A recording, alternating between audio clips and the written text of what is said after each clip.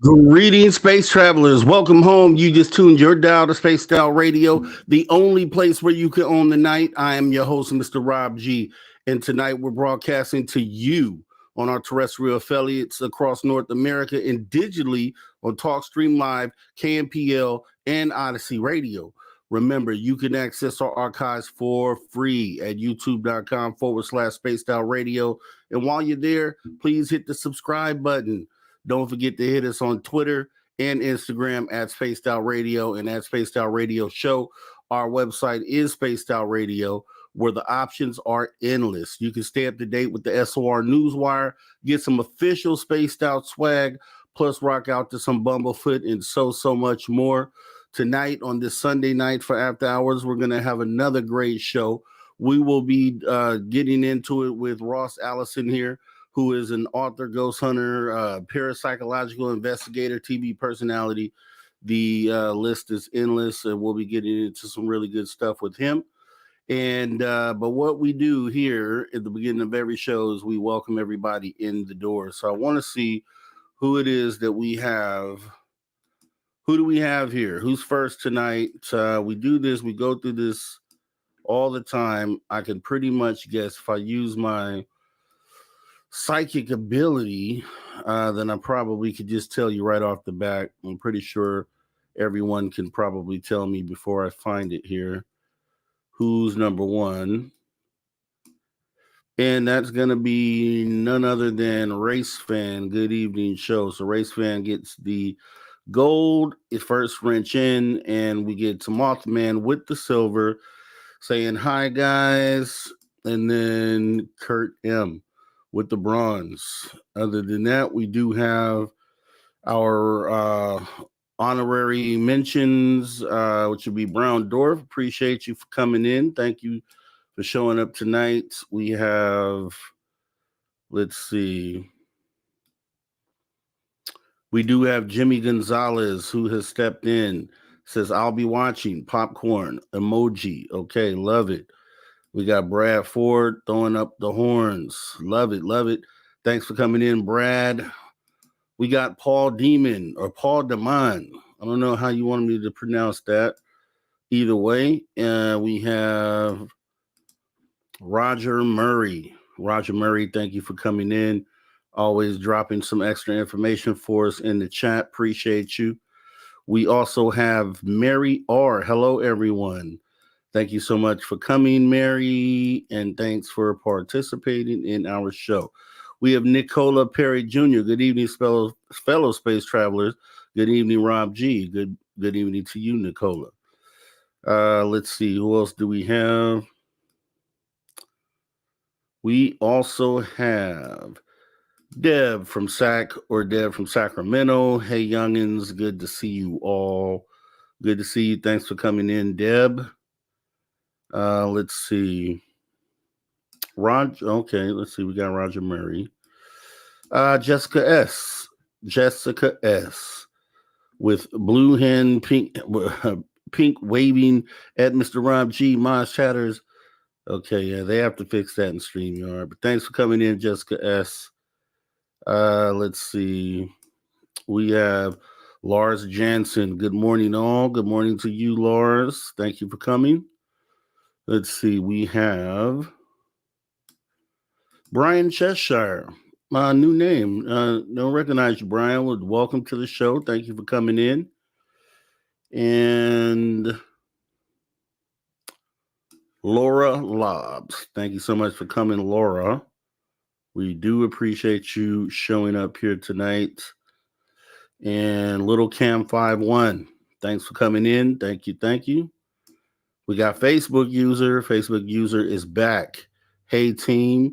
Star emoji and spaceship emoji. Thank you for coming in. We got Lulu Bell saying hello. Thanks for coming, Lulu. We have Corey. Corey, hi, everyone. Thanks for coming in, Corey. Appreciate you doing that. Grandmaster UV.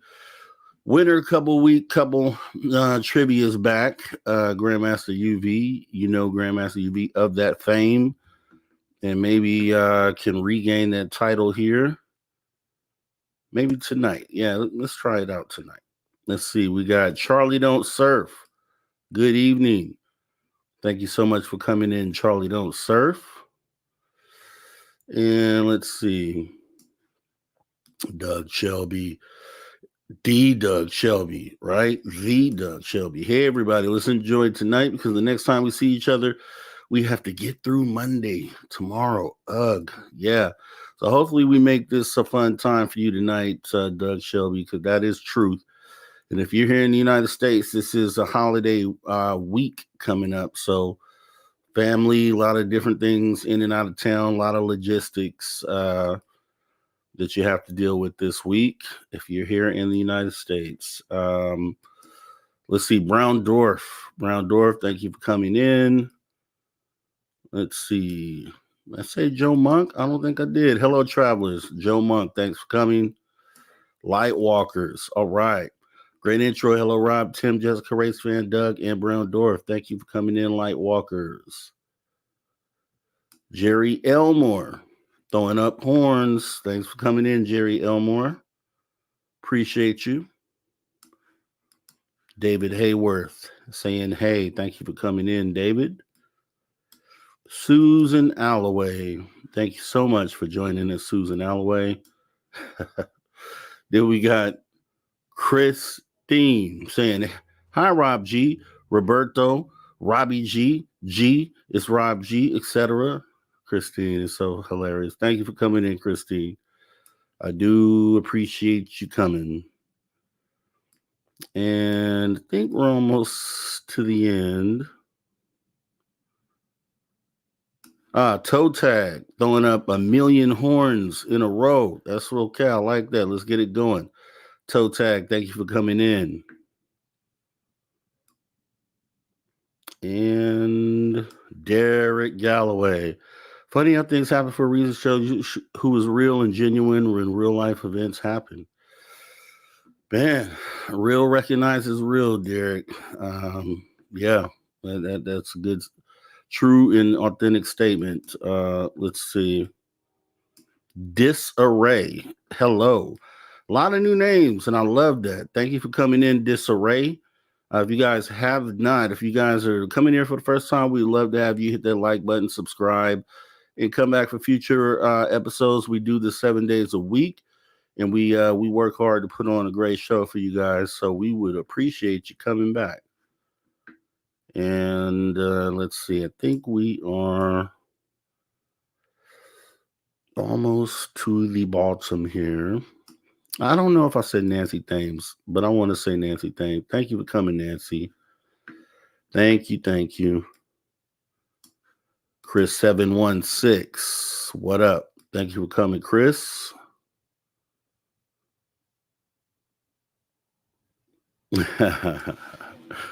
Joe Monk, are you going to use direct link to YouTube chat, or are you going to use the three-way thing? Direct link, okay? This time is direct link. I promise to make it better every time, Joe Monk.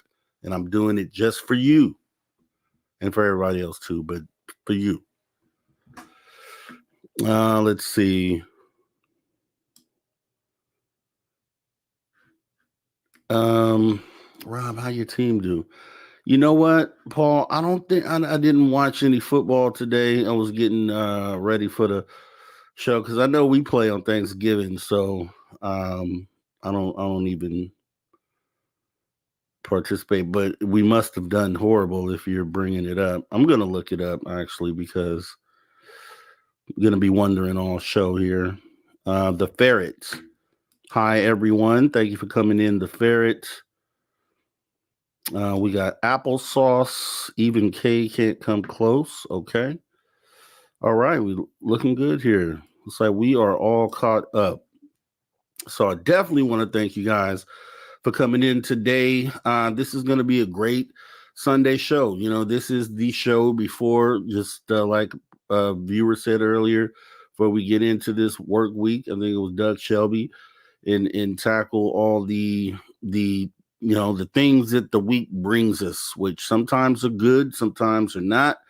Mondays, I know at work, are always slow days, so hopefully we can kind of ease you into your work week and get you going. Hopefully it's a short work week for you too, and I hope that you get to engaged with family members, because I know we will be doing that here, which will be something also that I'll talk about later on in the show, because some things going on. I will be visiting some family and stuff, so we'll talk about that. But with that being said, I think we're doing good. So I am now going to go ahead and get into our guest, which I said earlier, author, ghost hunter, parapsychological investigator, TV personality, long list of things we're going to be getting into, has been here on Spaced Out Radio before. So it's definitely part of the Spaced Out Radio family. I know some of you may remember him last time he was here. But we are going to get to know him again. This is my first time interviewing him and meeting him. So let's go ahead and bring him on in. Mr. Ross Allison. How are you, sir? Thank you for joining us tonight. Well, thanks for having me. All right, all right. So I've heard a lot of great things about you. I talked to Dave earlier. Dave's like, man, this guy is awesome. You guys are going to be awesome. And I said, okay, I always take Dave's word for it. Then I did some research on you as well. I was like, okay, yeah, I think we're going to get along just nice. Well, So, I paid Dave to say all that nice stuff. no, Dave's that genuine guy. He just wears it on his sleeve. So he's great. when he loves you, man. So I'll definitely say that. But yeah, so just setting the intro, author, ghost hunter, parapsychological investigator, TV personality. I mean, you have a pretty full plate. What I like to do here with all, especially meeting for the first time, first go around, I always like to find out kind of, what led you into the position where you're in today. Like, did you ever have any encounters as a child, and kind of what led you up the path to doing all of the things that I just listed out here? Well, I blame my mother for the fact that I got into the field of ghost hunting. I grew up with a mother that just loved ghost stories, and she was very fascinated with this, and it triggered my curiosity into the world as well. So from there, it was just that curiosity: does this stuff really happen?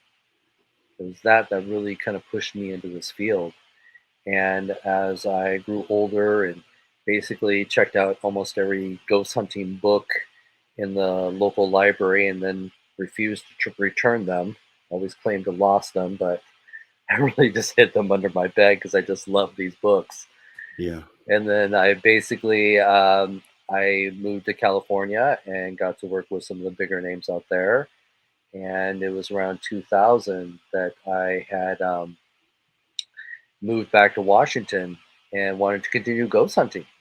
But ghost hunting was not as popular as it is today.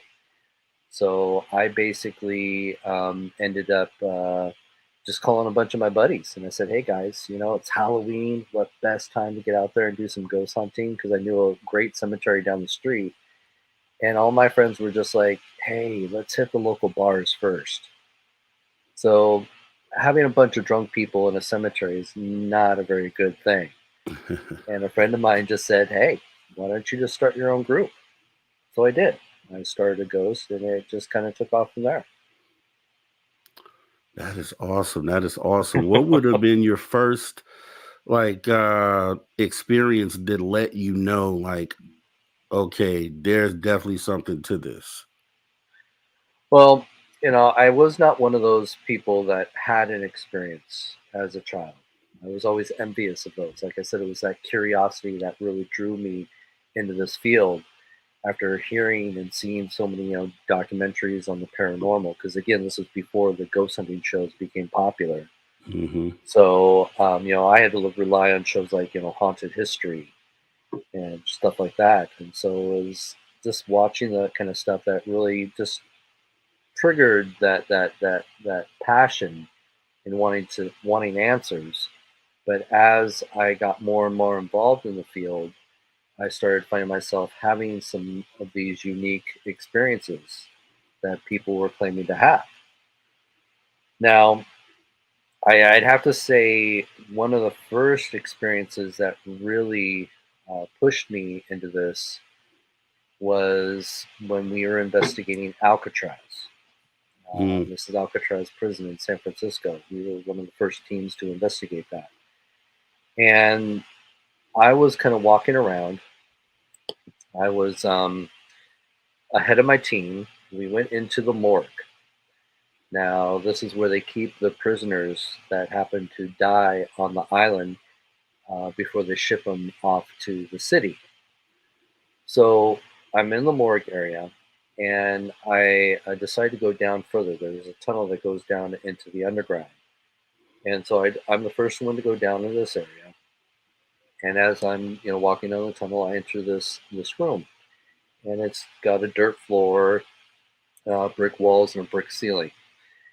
And I'm thinking, oh, this is great, a nice little space. And come to find out, this is actually where they used to store the gunpowder back when Alcatraz used to be a military base before Okay. it became the prison. So I'm the first one to enter this room. I want to get a picture of the entrance, so I start backing up. And I'm backing up slowly as I'm trying to take a wide angle shot. This is before digital cameras and everything, so I'm using film at this time. And as I'm backing up, I feel one of the members, because the members had already started to filter in, behind me. And I felt one of the members put their hand on my shoulder and stop me. And I was like, oh, I'm backing into this person. So I turned around to apologize to them, and there was nobody there. And I had physically felt the weight of a man's hand on my shoulder, the pressure of his fingers, and it physically stopped me as I was taking a step backwards. So I was literally expecting to see one of my members standing behind me, and to turn around and see nobody there. That was one of my first physical experiences. And I realized, gosh, there's something to this. But again, I really try to be more scientific in my approach in the paranormal. So then I found myself constantly second guessing myself. Was it my jacket or anything like that? It wasn't until I started to continue on in this field and having more of those unique encounters that, again, you may second guess yourself, but there's something to this. And so as I continued on, I wanted to collect more data or find new ways to actually validate these experiences. And that goes into a whole nother story there too. But it was one of those things that just didn't happen overnight. I've been in this field for over 30 years now, and I would have to say it was probably took me a couple years, being involved in the paranormal before I started having those unique experiences. Wow. And yeah, I mean, and I've interviewed some other, paranormal with ghost hunters, and I ask specific questions in regards to that. And I've had my own very strange paranormal incident that I've told everybody about, but I'm going to bring it up to you a little bit later. It really what made me think about it is when you talked about something feeling like it was grabbing you or touching you.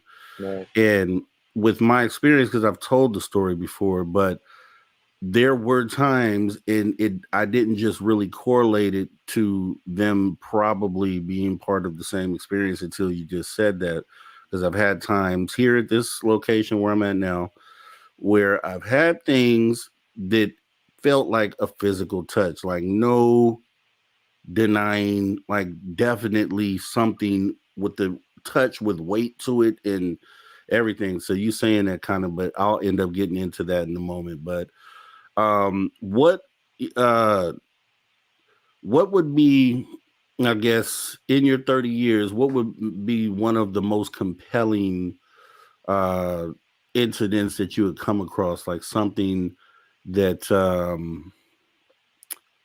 just something that's up there high on your list? Well, I know one of the things that we hadn't talked about is my documentary that has recently come out called Parasites, the Naked Experiments. Okay. I'm actually the first in history to try and prove touch when people claim that they've been physically touched by a ghost in various different ways. One of the things that really stood out in doing this project is I actually teamed up with a scientist, Chad Goodwin, and we had put together a system that we call the Spectre system. And this basically monitors a controlled environment, and we put it around a subject who is actually alone in an environment where physical phenomena has been experienced. And one of the things that we were able to validate is being able to track phenomena as it happens. Being that we have a full 360 detection system, we were able to collect those ones and zeros to show that something was coming out of nowhere, approaching the subject, and then leaving. And for me, that has been one of the biggest experiences in this field. This is groundbreaking. This is history making as well. To Yeah. actually have the data to validate somebody's personal experience. And so for me, that's pretty awesome. It definitely is. I mean, so I guess how are you capturing this? Is it more like, is it energy, or like what type of system are you using? What is it reading essentially? Well, one of the things I always have to express to people is, I have to be honest with everybody. There is no device out there that tells you you have a ghost. There's nothing you can throw out there and say, yes, there's three, ghosts in your room. I wish it was that easy. I really do. So what we do is we, as paranormal investigators, we take devices that help us to read the environment and helps us to understand if there's any changes to the environment that we can't explain. Mhm. Some of the basic readings you'll get is like, EMF, light, pressure, motion, um, just all kinds of things like that. And we have these in our devices that we use. But we actually have multiple devices that we have surrounding the subject. Like I said, it's 360. So we can monitor from any direction what's coming, or what's affecting the environment around that subject. And when you're Mm. using motion, what's nice about that is you can track the phenomena as it comes from the distance, comes closer, and then moves away. And that's exactly what we were able to do. Something disrupted the motion. And this is actually, we were using sonic. And that has Okay. never been done for this. And I've been using sonic for over 20 years, so I knew there was something with sonic. And if you're not familiar with that, the best way to describe it is like how a bat or a dolphin, they send out a pulse, and then that pulse can bounce off of things. Like And so, echolocation sort of thing. exactly, exactly. And so we were able to track some of that phenomena. Something was disrupting, something was coming towards the subject and then leaving. Wow. So for me, like I said, that's, and at the same time, not only do you have the data, you also have the experience. Because the subject is not seeing the data. Right. They're just telling us what they're experiencing. Oh, I feel a cold spot. I heard a noise. But then when you have something say that something just touched me, and you have the data to validate that, right there, that's amazing. You know. That is actually pretty awesome. So, yeah, because I don't think I've watched I've watched different shows where they break out some of the equipment that they use. I guess voice boxes is I'm not totally familiar with the field, but Spirit things of that boxes is nature. Yeah, Spirit boxes is one of the most popular devices. I'm not a big fan of them, only because I find that they can be more subjective than actual validating a paranormal experience. And I've been Yeah. able to prove that just by setting up, because I also have taught classes at the universities in the Northwest. And one of my classes I had set up, we did a ghost hunt, and I set up a spirit box in front of them, and I let it play for, I think it was about an hour. They sat there and trying to communicate, because I wanted them to learn about some of the simple processes that they could use on a ghost hunt. And spirit boxes is one of the most popular ones. You see them on all the television shows. And so, of course, they're asking the questions into the air, and of course, they claim to hear answers to their questions. And this is, it's interesting, that they're getting these responses, but little did they know that what they were listening to was something that was pre-recorded. I Wow. had recorded over 2 hours of a spirit box cycling through its system, and then I played it to my students, making them believe that it was live. Mm. So that right there proved to me, and it also proved to the students how suggestive these devices can be, because we do hear what we want to hear. Wow. So, yeah, so that was one of the things that I found very interesting. And I had done that experiment multiple times, and it's had the same results. And I always encourage people who are big fans of spirit boxes, hey, give it a try. And just goes to show that there is something that unfortunately is faulty when it comes to using this as proof to the paranormal. And there's Mm. unfortunately, a lot of devices out there that are manipulating the ghost hunters, because the people that make these devices build them for entertainment. And so they have been using like voice recognition, GPS systems, and other things to help make it more successful, I should Hmm. say, or more entertaining, because even in the small print for a lot of these apps and devices that they sell to the public, they even say this is for entertainment purposes only. This is not proof to the paranormal. And there a lot of ghost hunters and even those who are just fans of the paranormal fall victim to a lot of these devices. Mind blowing. That wow. I mean, I really appreciate it because it's great information. I mean, it's all about getting to the truth, finding the truth and the true methods on the things that you can really use to get there. And then because you say, just like you say, these are things that Prior to you advising me of this, I would have probably called on one of these things as being one of the tools to use that in within the field and within every field really. If there are things there that are used for deceit, those things should be called out. So I really, appreciate you doing that. And I think that's awesome that you did that too. Um, Well, believe me, we could have a whole show on talking about some of the problems in the look, paranormal field. truthfully, I was good.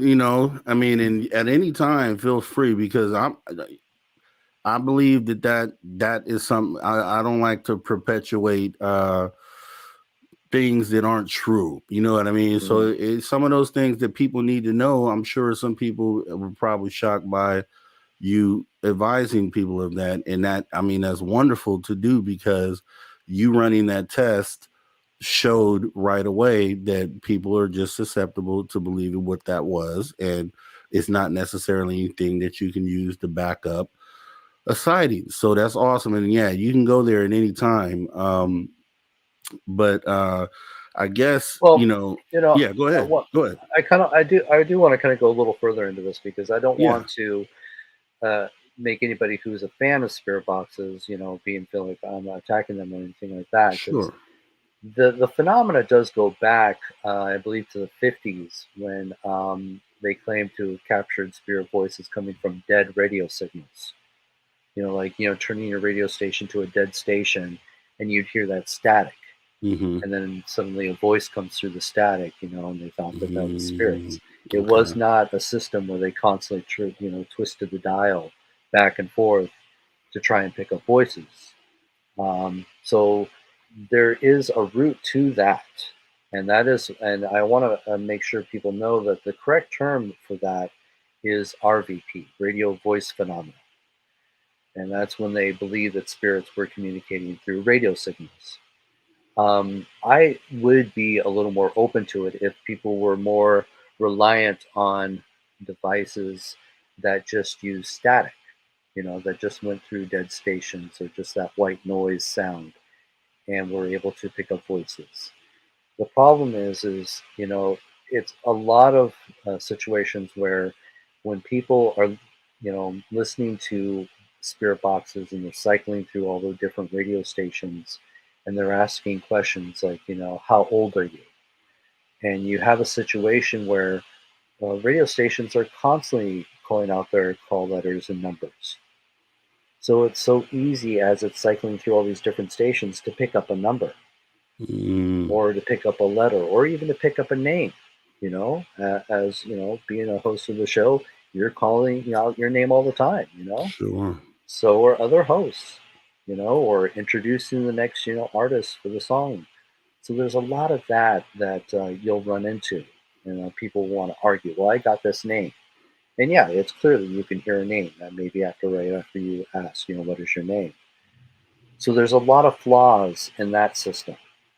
And again, that does not prove that it's the paranormal. If you were to actually want to validate spirit boxes, what you would need to do is you would have to record every radio station playing at the time you're running the spirit box and then log in the time that you believe you captured an answer, and then go to every station playing that day or at that time and see what was airing at that moment when you captured that, RVP, radio voice phenomenon. Wow. And if you can't find that name being said in any of those stations you were scanning through, then you may have something. But that is a lot of work to try and validate that piece of, information. And no one's willing to do it. Oh man, it's a breath of fresh air, man. I like it. I really do because I appreciate it because I'm on the team of anything that you're dealing with, you should come into it open minded, and then where the evidence presents itself can lead you this way or that way. I don't believe you should already be on this side or that side. And it's just like I said, within any of these fields within ufology, I think is needed for a person to kind of validate what works and what doesn't work, and then have explanations as to why. I mean, you're not just bashing these spirit boxes, but you're giving really good information on how you could validate it. And then, obviously, if you go through those paces, then you can determine if the data you collected was authentic or not. So, from the scientific point of view, I think that's very helpful. And yeah, you should continue having that perspective and voicing that perspective more importantly. So I appreciate that. And I just want everybody to know real quick too, um, any questions that you may have for Ross tonight, just put them in all caps so it's easier for me to see. And then I'm going to definitely make sure to get those to him in hour 2. I've seen a few of your questions here. Yeah. Okay. So yeah, with that being said, yeah. So as far as I know, you have a lot of. This is one thing I wanted to. Well, I guess I'll probably say that for hour 2 because that one I didn't, and I'm sure you'll have a great explanation for that. But you have your ghost tours, Spooked in Seattle. Yeah. So if you wouldn't mind kind of going into that business and maybe some of the weirdest things that happened during some of those tours. Oh, you bet. So Spook in Seattle is actually going this upcoming year is going to be our 20th anniversary. I can't believe it's been that long. I basically started Spook in Seattle, well, as I said, almost 20 years now. It was based off the fact that I'm as I travel all over the world investigating the paranormal, whenever I'm in a new city, I always love to do a ghost tour. And I love to hear what their ghost stories are, what's the local haunts around the area that I'm staying in. And if there's something good, obviously I would love to possibly set up an investigation. So ghost tours are a great place to hear a lot of the local folklore and interesting stories and sometimes interesting history as well. So I had been doing a lot of these ghost tours, and as I continued to do my research into some of these places that they would take you on the tour, I started to find that a lot of the tours were making up stories. And it was really kind of, I hate to say it, ticking me off because, I'm paying, money to take a ghost tour to hopefully hear real ghost stories. And as I did my research, these places weren't as haunted as they claimed, or these events never happened. And it was very frustrating for me. So, as I was working on my book, Spooked in Seattle, um, I realized I had a lot of great stories of Seattle. I also had a lot of great evidence that I had collected from investigations in and around the area. So, I had all this great material, and I realized I wanted to put together a better tour, a better ghost tour than I had seen all over the place. In fact, I was one of the first to present evidence on my tours. Um, with photos, videos, and EVPs that we had captured, and I just wanted to tell the real stories. I didn't want people to walk away and then look up some of these places and realize, oh, well, obviously he made that up or he didn't do his research. And so that was my main focus into developing Spook in Seattle. Is I wanted to keep it real for folks. And it just kind of took off from there. I actually developed a deaf museum as well. So we have a nice little deaf museum, a collection of haunted objects in the deaf museum. We also have mourning attire, Victorian mourning attire, I should say. We have coffins, embalming equipment, and just all kinds of interesting pieces in the deaf museum. So that's a little bit of a bonus if you ever come to Seattle and take our tours. You get to get a free tour of the deaf museum. Now, as to interesting experiences, yes. Like I said, most of these places that we talk about on the tour are places that I had the opportunity to investigate. And so we do share a lot of the evidence that we collected, but there is also, as you've been doing tours for so long and having access to a lot of these places, sometimes on a daily basis, you start to have your own personal experiences as a tour guide, let alone a paranormal investigator. And I remember on one of my tours, I had taken them into Merchant's Cafe. Now, Merchant's Cafe is a bar and restaurant in Pioneer Square, and it's been featured on quite a few, I should say a handful of ghost hunting shows. It's most notorious for being featured on Dead Files. And I was taking a tour downstairs. Now, as I got downstairs, I wanted to tell them the stories of one of the haunted restrooms, and that's at the end of the hall. So I actually was stepping into the hallway so that I could get the tour to follow me into the hallway. And as I stepped into the hallway, through my peripheral vision, I saw the women's restroom door slam shut really hard. And I just thought, oh, maybe there was a woman in there and she saw me coming into the hallway and realized she left the door open. So, she quickly shut it. So I didn't think much of it, but it did startle me. And everybody else on the tour, they all heard it. They hadn't entered the hallway just yet because they were right behind me. So I quickly, I was like, oh, well, that was interesting, and I had been telling ghost stories about, down in the basement area at this point. So everybody's already spooked out. And, they didn't know what I was thinking at the time. And I just said, you guys all heard that, right? And they're like, oh, yeah. And I said, well, can I get a woman to at least check and see if there's anybody in the women's restroom? And of course, no one wanted to go. They're like, no, we're not going to go check this. But I wanted, for my own, curiosity, I just wanted to know if there was somebody in there because I was just about ready to tell them some ghost stories of the women's restroom. So they hadn't heard these stories yet. And so I was able to convince one of the females on the tour, but to go check out the women's restroom, but she wanted to go with one of her friends.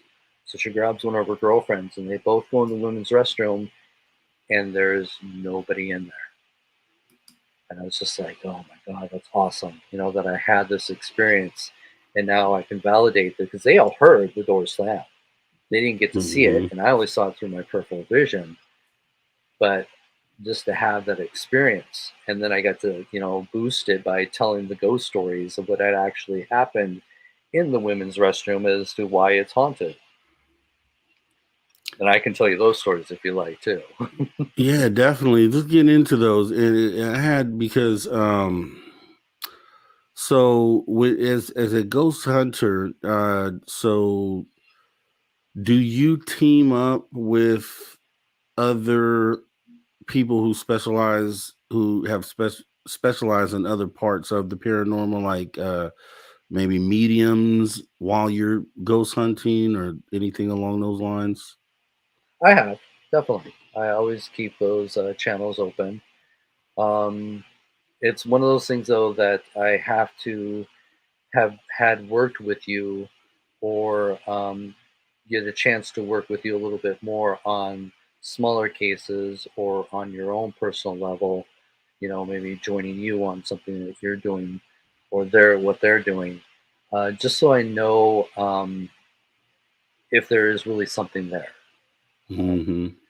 I'm I say that because I find myself in so many situations where people who claim to be psychic or sensitive really don't have that ability, and I'm not trying to, put anybody down or anything like that. I'm just a little more, I'm a little more strict because I want to protect their ability if they are truly gifted. And I want to protect our credibility as paranormal investigators as well. So I have certain protocols when certain individuals come into my team um, claiming to have those abilities. And it helps to even boost the confidence of those who aren't even sure if they have those abilities. Because one of the things that I do is I always have people write down their feelings, what they're picking up, what their body's going through, even if they have like strange pains and they don't know why, It might have been just Taco Bell that they ate an hour earlier, but I want you to write those down, because there are certain situations that I found that there are patterns to some of the experiences that people will have just by journaling their experiences as they walk around through a building that is supposedly haunted. And then when everybody compares their notes, and you find that 3 investigators, when they walked into this one room, they had that sharp pain, in their head, and they wrote it down. They didn't say anything to anybody, but then when you come to meet, and you on 3 of those members had written down the exact same thing without communicating with each other, that proves that there is something to this.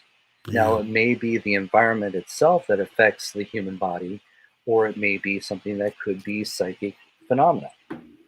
But when you have that written down, that only validates and it boosts your own confidence as a psychic or medium, that there is something to this. So that's some of the things that I do to help protect anybody who claims to be psychic or sensitive, because I've been in so many situations with bad psychics or mediums, situations where you as a guest on an investigation, and they're running around with the psychic, and all of a sudden, the tech guy who's got an EMF detector in their hand, the EMF detector is going off like crazy, and the tech guy's like, oh, this is interesting, and then you have a psychic go up to that area and go, oh yeah, there's that's because I feel that there's energy here. Well, that's misleading information. Mm. You've given that psychic that information because they watched all this unfold in front of their eyes. So Mm. one of the other things I do to protect those individuals is I don't tell them where they're going. Anybody on my team, when they sign up for an investigation, all they know is what city it takes place in, and if it's a private home or a business. That is it. Because I want everybody on my team to have a fair chance that if they do, and I believe everybody has the possibility. I think we all can be sensitive in certain times of our lives at the right conditions, that we have these psychic experiences that we can't explain. And so I want to give everybody a fair chance to hopefully have those experiences when we're investigating. And so I don't give them any information prior to the investigation.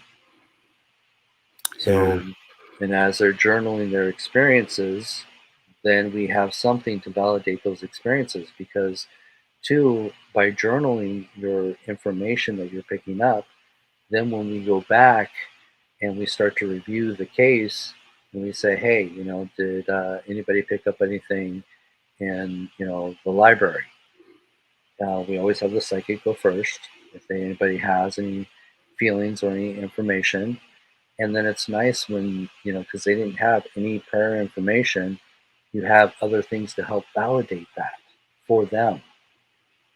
Yeah. That's what I feel is so important, because there's a lot of leading information I find on television shows, on working with other teams, but they don't do that to protect somebody who could be very well talented in those gifts, but yet the team screws it up for them, and makes them look bad because they didn't take the proper steps to protect that individual.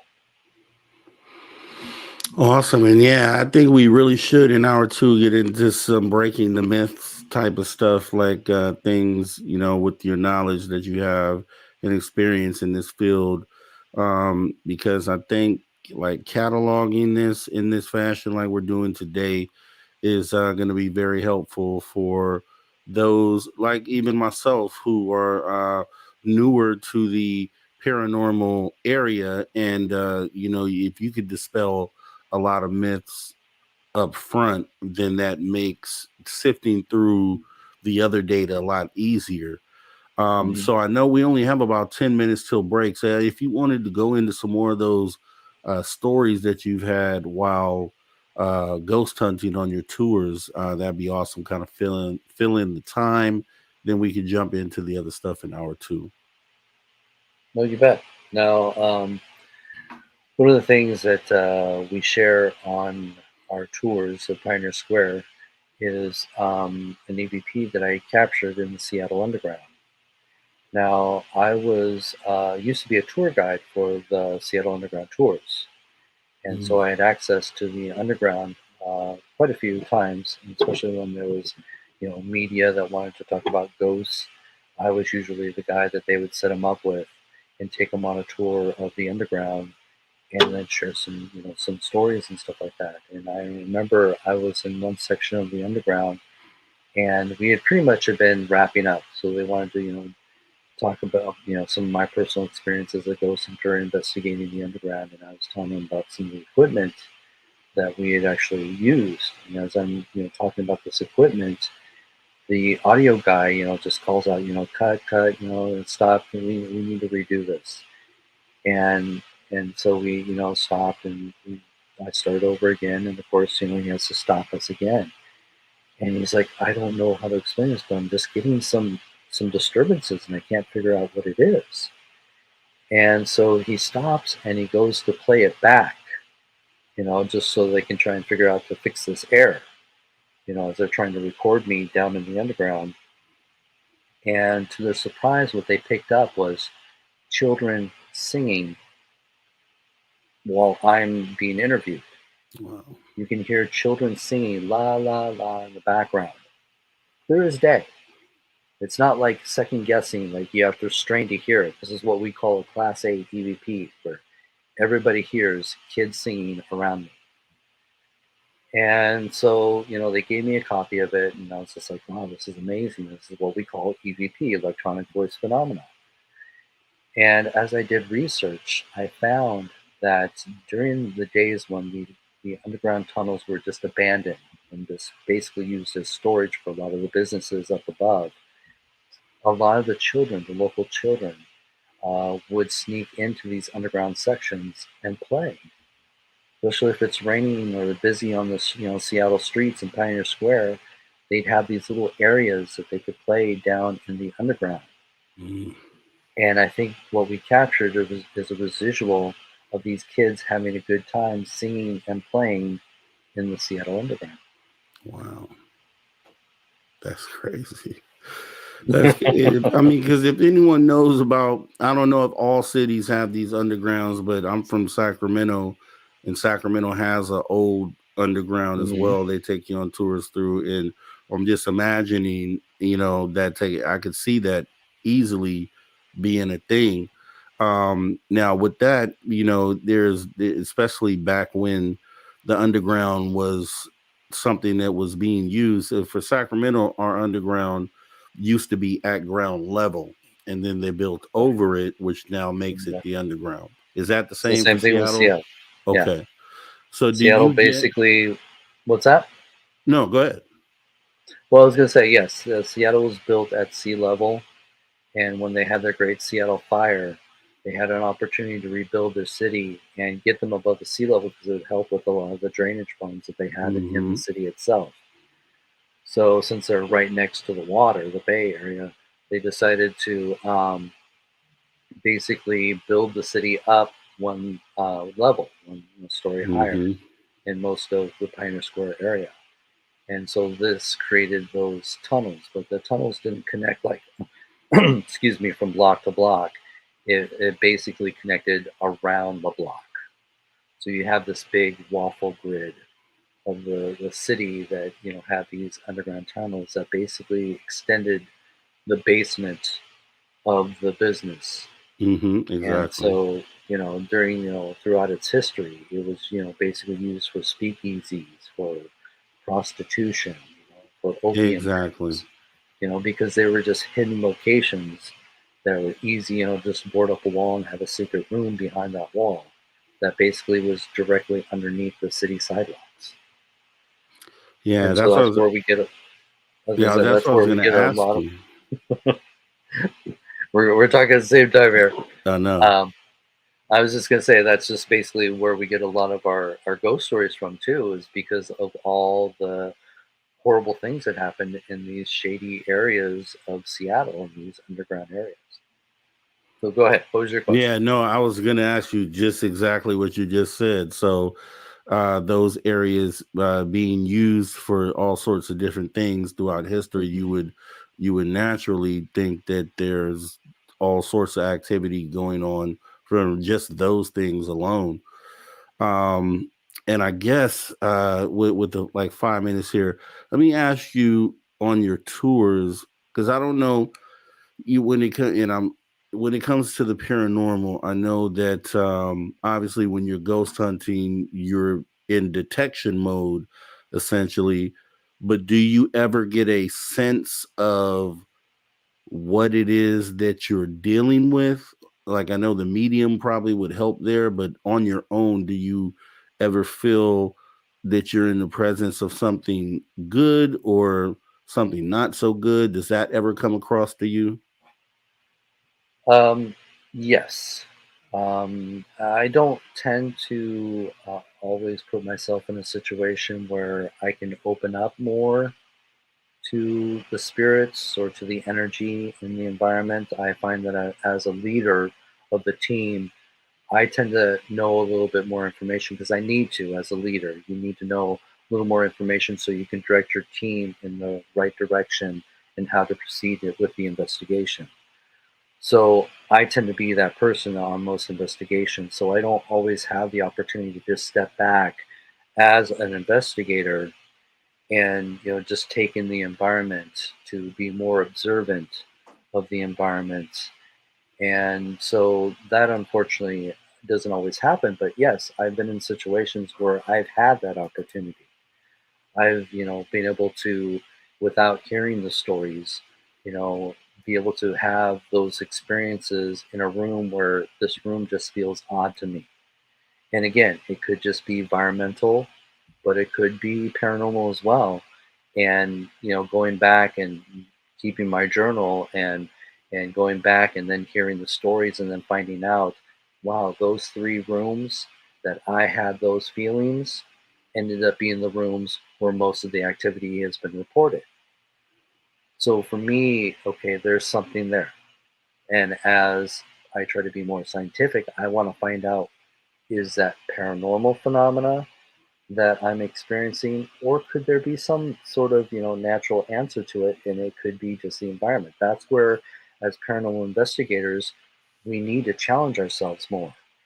It's so easy for me to say, "Oh, yep, it's paranormal. That's amazing. I've got my evidence. I got my proof." But if I was to present that to somebody in the scientific field, or even somebody who's a skeptic, they will just say, it could have been just environmental. So that's where we have to take it a step further to see if we can find out what it is in the environment that gives us those feelings that we could be mistaken as paranormal.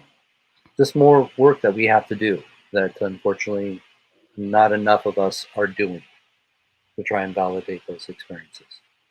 And that's what I try to do with my documentary Parasites. Okay, and we I guess we talk about that for the next minute real quick. So the documentary is that out right now?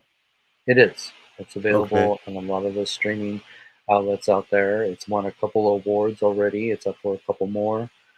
So a lot of people love it for the evidence. They love the fact that it's something new. It's not this, you know, cookie cutter that you see on all these ghost hunting shows. Now it's the same thing over and over, just different team, different places. We really wanted to introduce something new, and I really wanted to take on this challenge that's never been done. Can you prove touch? Yeah, that's awesome, man. I like the way you're blazing a trail in that space and thinking outside of the box, man. I just appreciate that. So I think that really is going to be, it's needed. And I think it's Mhm. something that I think you're going to get some awesome results from. But what we're going to do, guys, we're going to go ahead and actually pause for our first break of the night. We're going to be back with Ross Allison and we're going to be jumping into a whole bunch of other stuff. So let's go ahead and get into that break, and we'll see you guys in about 5 minutes. We'll be right back.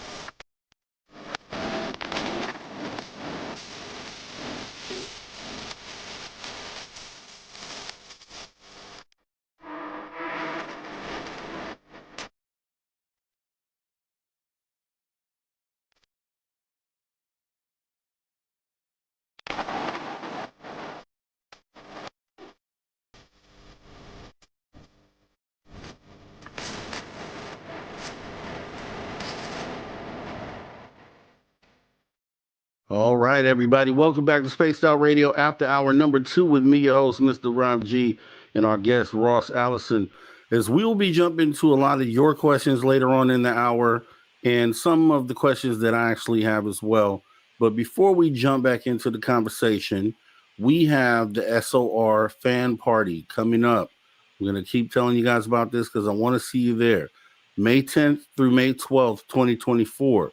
The itinerary goes as follows. On Friday, Jessica, Dave, and myself, we're going to be hosting 1 hour each, a 3 hour block. After we get finished broadcasting, then we are going to kick off the VIP party. Saturday, we're going to do the ghost hunt with Merle.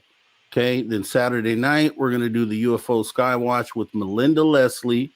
Sunday, hopefully, if you're still there, we're just going to hang out. It's going to be like a free for all hangout. You can come and see SOR fan favorites like Science Bob, Lala Bright, Tim Senor, Jim Goodall, Melinda Leslie, Merle, Lorian Fenton, Dr. Michael P. Masters, and more. Come and meet Dirty Filth, Jessica Jones. I want to meet you too, so come and meet me. And we'll have breakfast, lunch, dinner, whatever you want to do. Just let me know. We can go ahead and set it up. $60 for a ticket. $100 gets you the ticket plus the VIP, all the swag bags. Rooms have been going on sale for as low as $139 per night. That's less than triple the price of Las Vegas from the previous year. The perfect Christmas gift. Yes, we do understand this is happening on Mother's Day weekend, but hey, your wife deserves a nice holiday, right? So does your mother as well. So sign up today. Email your request for tickets to info@spacedoutradio.com. We cannot wait to meet you. So make sure you guys are there because I would love to hang out with a lot of you guys. You guys are cool, man. We talked many times, and I'd like to meet you guys in person. So getting back into hour number 2 here, Ross. So you kind of touched on what one of the things I wanted to get into in hour number 2, which was the Death Museum, because I had heard Death Museum, and I didn't have any reference to what that meant, but you kind of went over it a little bit. I'm like, Death Museum, like what type of place is this? But you explained it. So you have a lot of like artifacts and things that you've come across on these investigations. Is that what it is? Yeah, from haunted objects to just historic, objects. Mainly a lot of stuff from the Victorian era. Like I said, mourning jewelry, mourning dresses. And then, of course, we have some old vintage coffins and funeral wear and embalming tools. It kind of goes into there, death masks. It's a nice little collection. Do you feel like some of these spirits or entities, the energies, do you think that they are in attached to items as well as places, or do you find any correlation between that? Oh, definitely. I do feel that energy can be attracted or attached to an object. If you think about a simple case here is, how children can easily become obsessed with a toy, a toy that's with them 24/7. In fact, I have a great story where a little girl, she 8 years old, she loved this stuffed lamb toy that she had. And it was with her at all times. I mean, she even bathed with this toy. And she was crossing the street when she was struck by a car. And she was holding the toy in her arms at the time, and her and that lamb went separate directions. Mm. And of course, unfortunately, she passed in the hospital that day. And so her mother wanted to go back to the scene of the crime because she wanted to make sure that her daughter was buried with her treasured toy. And she went up and down that street and she could not find that lamb anywhere. And so unfortunately, she had to proceed with the funeral. And when she got home from the funeral, to her surprise, on her front porch was the lamb. Mm. And she doesn't know how it got there. No one left a note. No one ever reached out to her to make sure she got the lamb, that she had been looking for. But she was still excited to have it. She was happy to have this precious toy that her child loved. So she brought it into the house and she, set it on her daughter's bed. And the very next day, she stepped out into the living room, and here was the lamb sitting on the living room floor facing the TV, where her daughter would always sit to watch a lot of her favorite shows. And this would happen almost on a daily basis. This lamp would just appear in different places in the house where her daughter would frequent, where she'd always sit to have her breakfast, where she'd always sit to play with a lot of her toys. And so after experiencing this quite a few times, she was one of those people too that didn't really believe in ghosts. She never had an experience in her whole life, so she really wasn't too sure what she believed. But she was one of those that seen as believing type of person. So she ended up reaching out to a local ghost hunter, and so they decided to try for EVP. So they set the lamb on the table. They set a recorder right next to the lamb, and of course they started asking questions. The mother would ask questions. And when they played back the recording, to their surprise, they captured what they believed to be the little girl crying. And the mother, this is the first time she's heard her daughter voice since she died. And she just could not sleep that night. She just tossed and turned. She was just had all these feelings, going through her, that grief coming back and all that. And so she got up in the middle of the night and she went into her daughter's room and she decided to lay on her daughter's bed. She just thought that that would give her some comfort. And so she said, after laying on her daughter's bed, she was able to fall asleep. And she said all of a sudden she woke up to this strange noise. It was like a loud thud.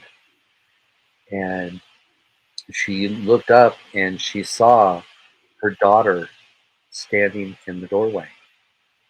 And she couldn't move. She just locked eyes with her daughter and just stared at her. She couldn't say anything. She couldn't move. She was just in shock and in awe. And she said her daughter just kind of gave this little smile and she just kind of faded away. Hmm. And that was the last time she ever saw her daughter. And that was the last time that lamb had ever moved. And she believes that the reason why her daughter was crying is because she was saying goodbye. Wow, man. Okay, yeah. Wow, that's heavy. So when you go into potentially taking on new investigations, just like in that case you mentioned where it was more like a personal, just a person that wanted you to come or wanted that ghost hunter to come out and you know uh Kind of verify what was going yeah, on. essentially. And so I'm wondering, what does it take, like what are the, I want to say qualifications really, but what if you're going to take something on, whether it's a location like a known location versus a private location like a home, what things need to be, what things should be checked off on that list in order for you to consider taking something like that on? Well, one of the things that we do is we first do a phone interview with individuals involved in the property that we want to investigate. We try to see, what their experiences are, if even some of the stories, 'cause especially if you're investigating a public location, you'll find that there's a lot of stories on the internet that aren't even true than what the people living on the property or working on the property will tell you. So always start with a phone interview and try to validate a reason to even investigate the location. Then we'll do a walkthrough. And this is where you'll take a small team of investigators, usually 3 to 4 at the most, and you'll go in and you'll interview everybody that's hopefully had an experience there. You'll take control readings and control photos and even video as well, map out the location, and this will give you a baseline to have something to compare to when you do an investigation. And it also helps you to, as you're interviewing the clients, to see what the environment's like, see what the clients are like. Can you even verify their claims? Sometimes I'll have clients reenact an experience that they had, just so I can kind of see what they were going through, and maybe even by them doing a reenactment, you might be able to even debunk what they claim to have experienced. But also, too, you got to get them journaling. It is so important. When I wrote my book, My Haunted Journal, it's not my personal journal, it's their personal journal. It gets the clients to understand how journaling is so important, because it allows them to document their experiences. Because one of the things that I've learned, and this is the psychology of ghost hunting, is when people have an experience, they want individuals to believe this experience happened to them. They don't want to come off as crazy. And sometimes the stories get altered through time and retelling of their experience. They learn to tell that story better and better and make it even more believable. It's not their intent to lie to you. It's their intent to prove to you that this happened to them. But by the time you hear the story, that may not be what exactly happened. And so by journaling their experiences, you have that raw data, something to go back to and understand exactly what happened within moments of it happening, because hopefully they journaled it correctly. And then you can kind of, have a better idea as they tell you the story and compare it to a journal to see exactly what happened and know what questions to ask afterwards. It's those kind of steps that you need to take before, as you start to bring everything together, to realize, okay, is this worth our time and energy? Because another thing with journaling helps you determine if there's even a pattern to the activity. Because if there's a pattern, excuse me, if there's a pattern, you'll know the better times to be there. Because, so many ghost hunters want to go ghost hunting at night. Yeah, it's creepy, and there is some valid reasons as to why you want to investigate at night, because you have more of a controlled environment. But if activity is happening more during the day, and you find that out during your journal, you would want to investigate at those times. Because obviously your job is to try and collect the data to validate these experiences. And if you're going to say, oh, wow, I see it happens at noon every day, but we're going to come later at night, do you think you're going to be able to capture the phenomena that they claim to be happening at night when they clearly showed you that it happens at noon? It's things like that that you have to do your work and research into to find out. And patterns is one of the biggest things that we find in the paranormal field, especially when it comes to residual haunting. Because, there are two types of hauntings that we try to validate. And that's an intelligent haunting. That's something that is interacting with the environment, interacting with the living. And then there's residual haunting, which is most of a lot of hauntings. It's that residual energy playing itself out over and over again. And that's one of the things that you have to determine, because if it's residual, then you'll notice those patterns. And then you can try, and you can capture residual energy. Like I, capture those EVPs of those kids singing. I believe that was just residual. Those kids were probably out there, in the underground doing that thing almost daily, going down there singing the same popular song that they sang over and over again. And somehow, like, I'm recording the environment. So it's the same thing when you're doing your investigations. You have to see if there's patterns. So I hope that helps. Yeah, no, it does. I know it's a lot of information. No, it's great. You're doing great too, because you unknowingly you are actually segueing into other questions that I have. So you're kind of overlapping and covering a lot of the questions that I had. So this question you sort of gave a glimpse into with this answer here, but the question I had was, what are some of the like common misconceptions that people have about paranormal investigators or investigations, and how could you address that? I guess that also kind of goes in to maybe some of the myths that you may be able to dispel about just some of the common things people think about paranormal investigations. Well, one of the myths I can definitely throw out there is demons are not as common as people see on television shows. And I only throw that out there because it seems funny that the demons become such a popular fad on a lot of the television shows. If you watch them, it's always demons, demon this, demon that. And there's a big problem with that is because, people tend to forget that a lot of these television shows are designed for entertainment purposes. If they can't keep the audience entertained, you're not going to go back and watch the next episode or even stay to finish the episode. So it's all about entertaining the audience, keep them engaged. And that's why a lot of these shows get crazier and crazier, and everything is demonic and very negative. And I've always said, demons are not a big thing. I've been investigating for, like I said, over 30 years. And I can probably say I've done easily over, close to 800 investigations all over the world. And I've been to some of the deepest, darkest, scariest places that you can imagine. And I find it interesting that there's so many investigators out there that'll tell you, oh yeah, I've been, attacked by demons, almost on a daily basis.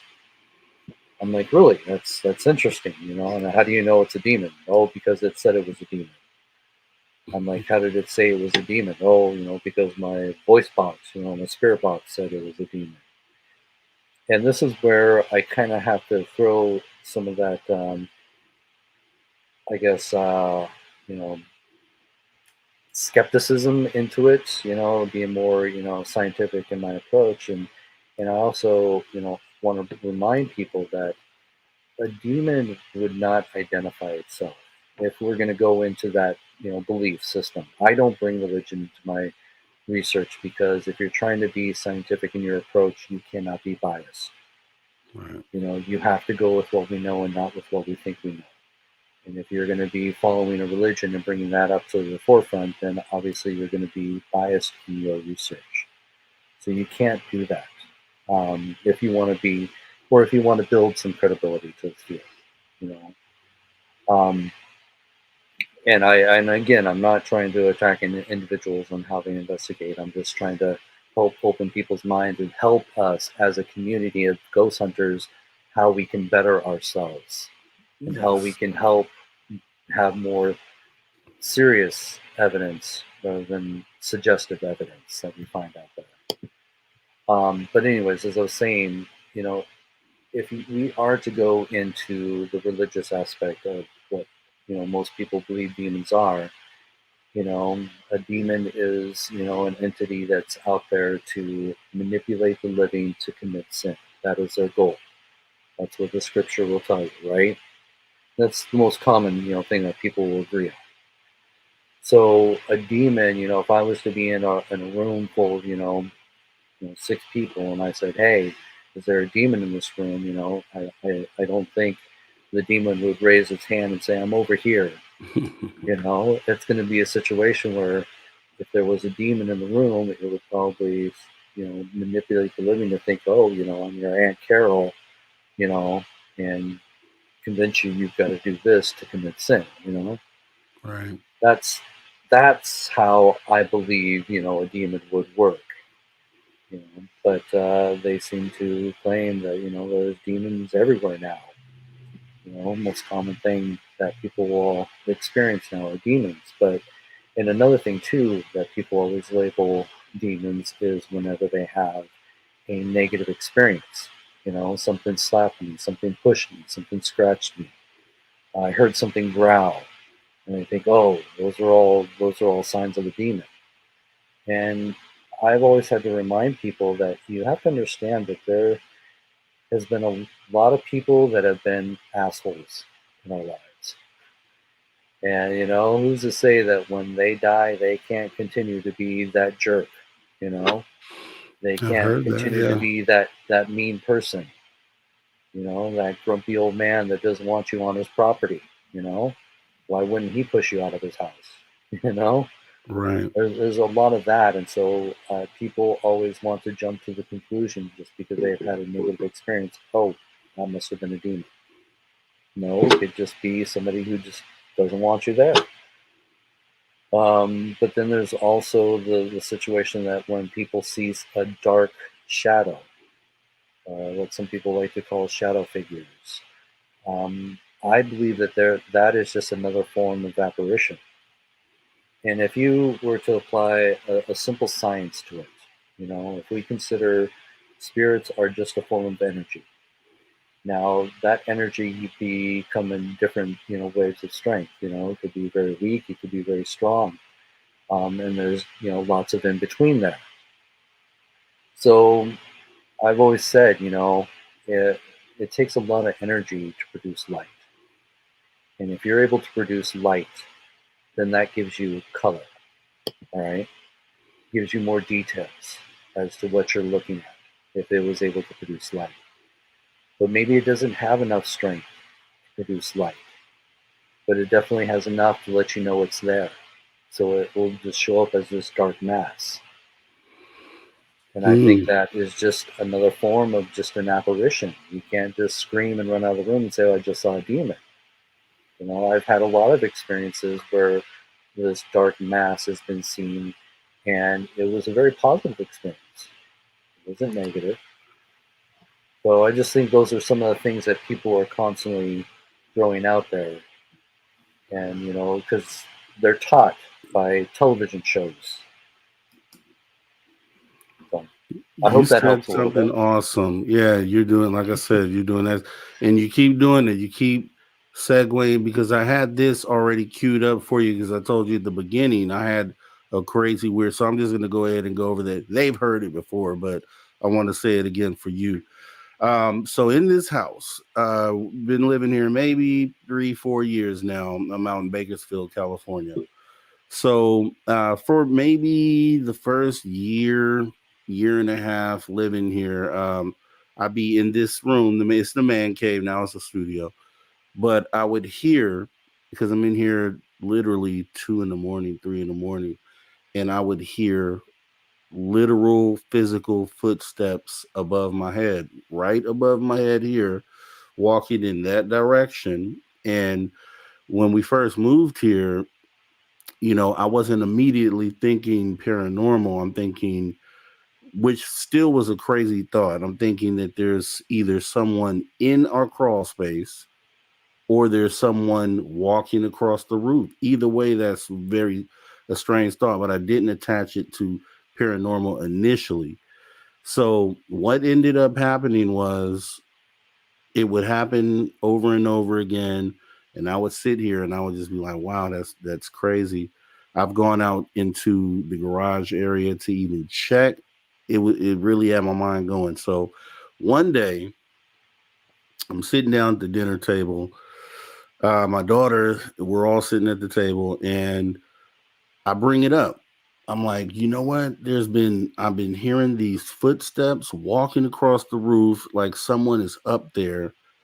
And then my daughter says she's been hearing the exact same thing. And so, but it was only me and her that were hearing this. So that confirmed for us, we were in that moment like, okay, there's something here then. So fast forward, maybe about 6 to 8 months later, uh, my daughter was on the phone. It was about midnight, roughly. I was coming in from Las Vegas. We had just got in. I'd come into here, and somehow we interacted, or my girl was still up, and so my daughter went and showed her this image that they had taken on the phone. She was on FaceTime, and her friend hit the camera button to capture the screen while she had gone to the restroom. And then when she came out, her friend said, "Look So there's someone in your house.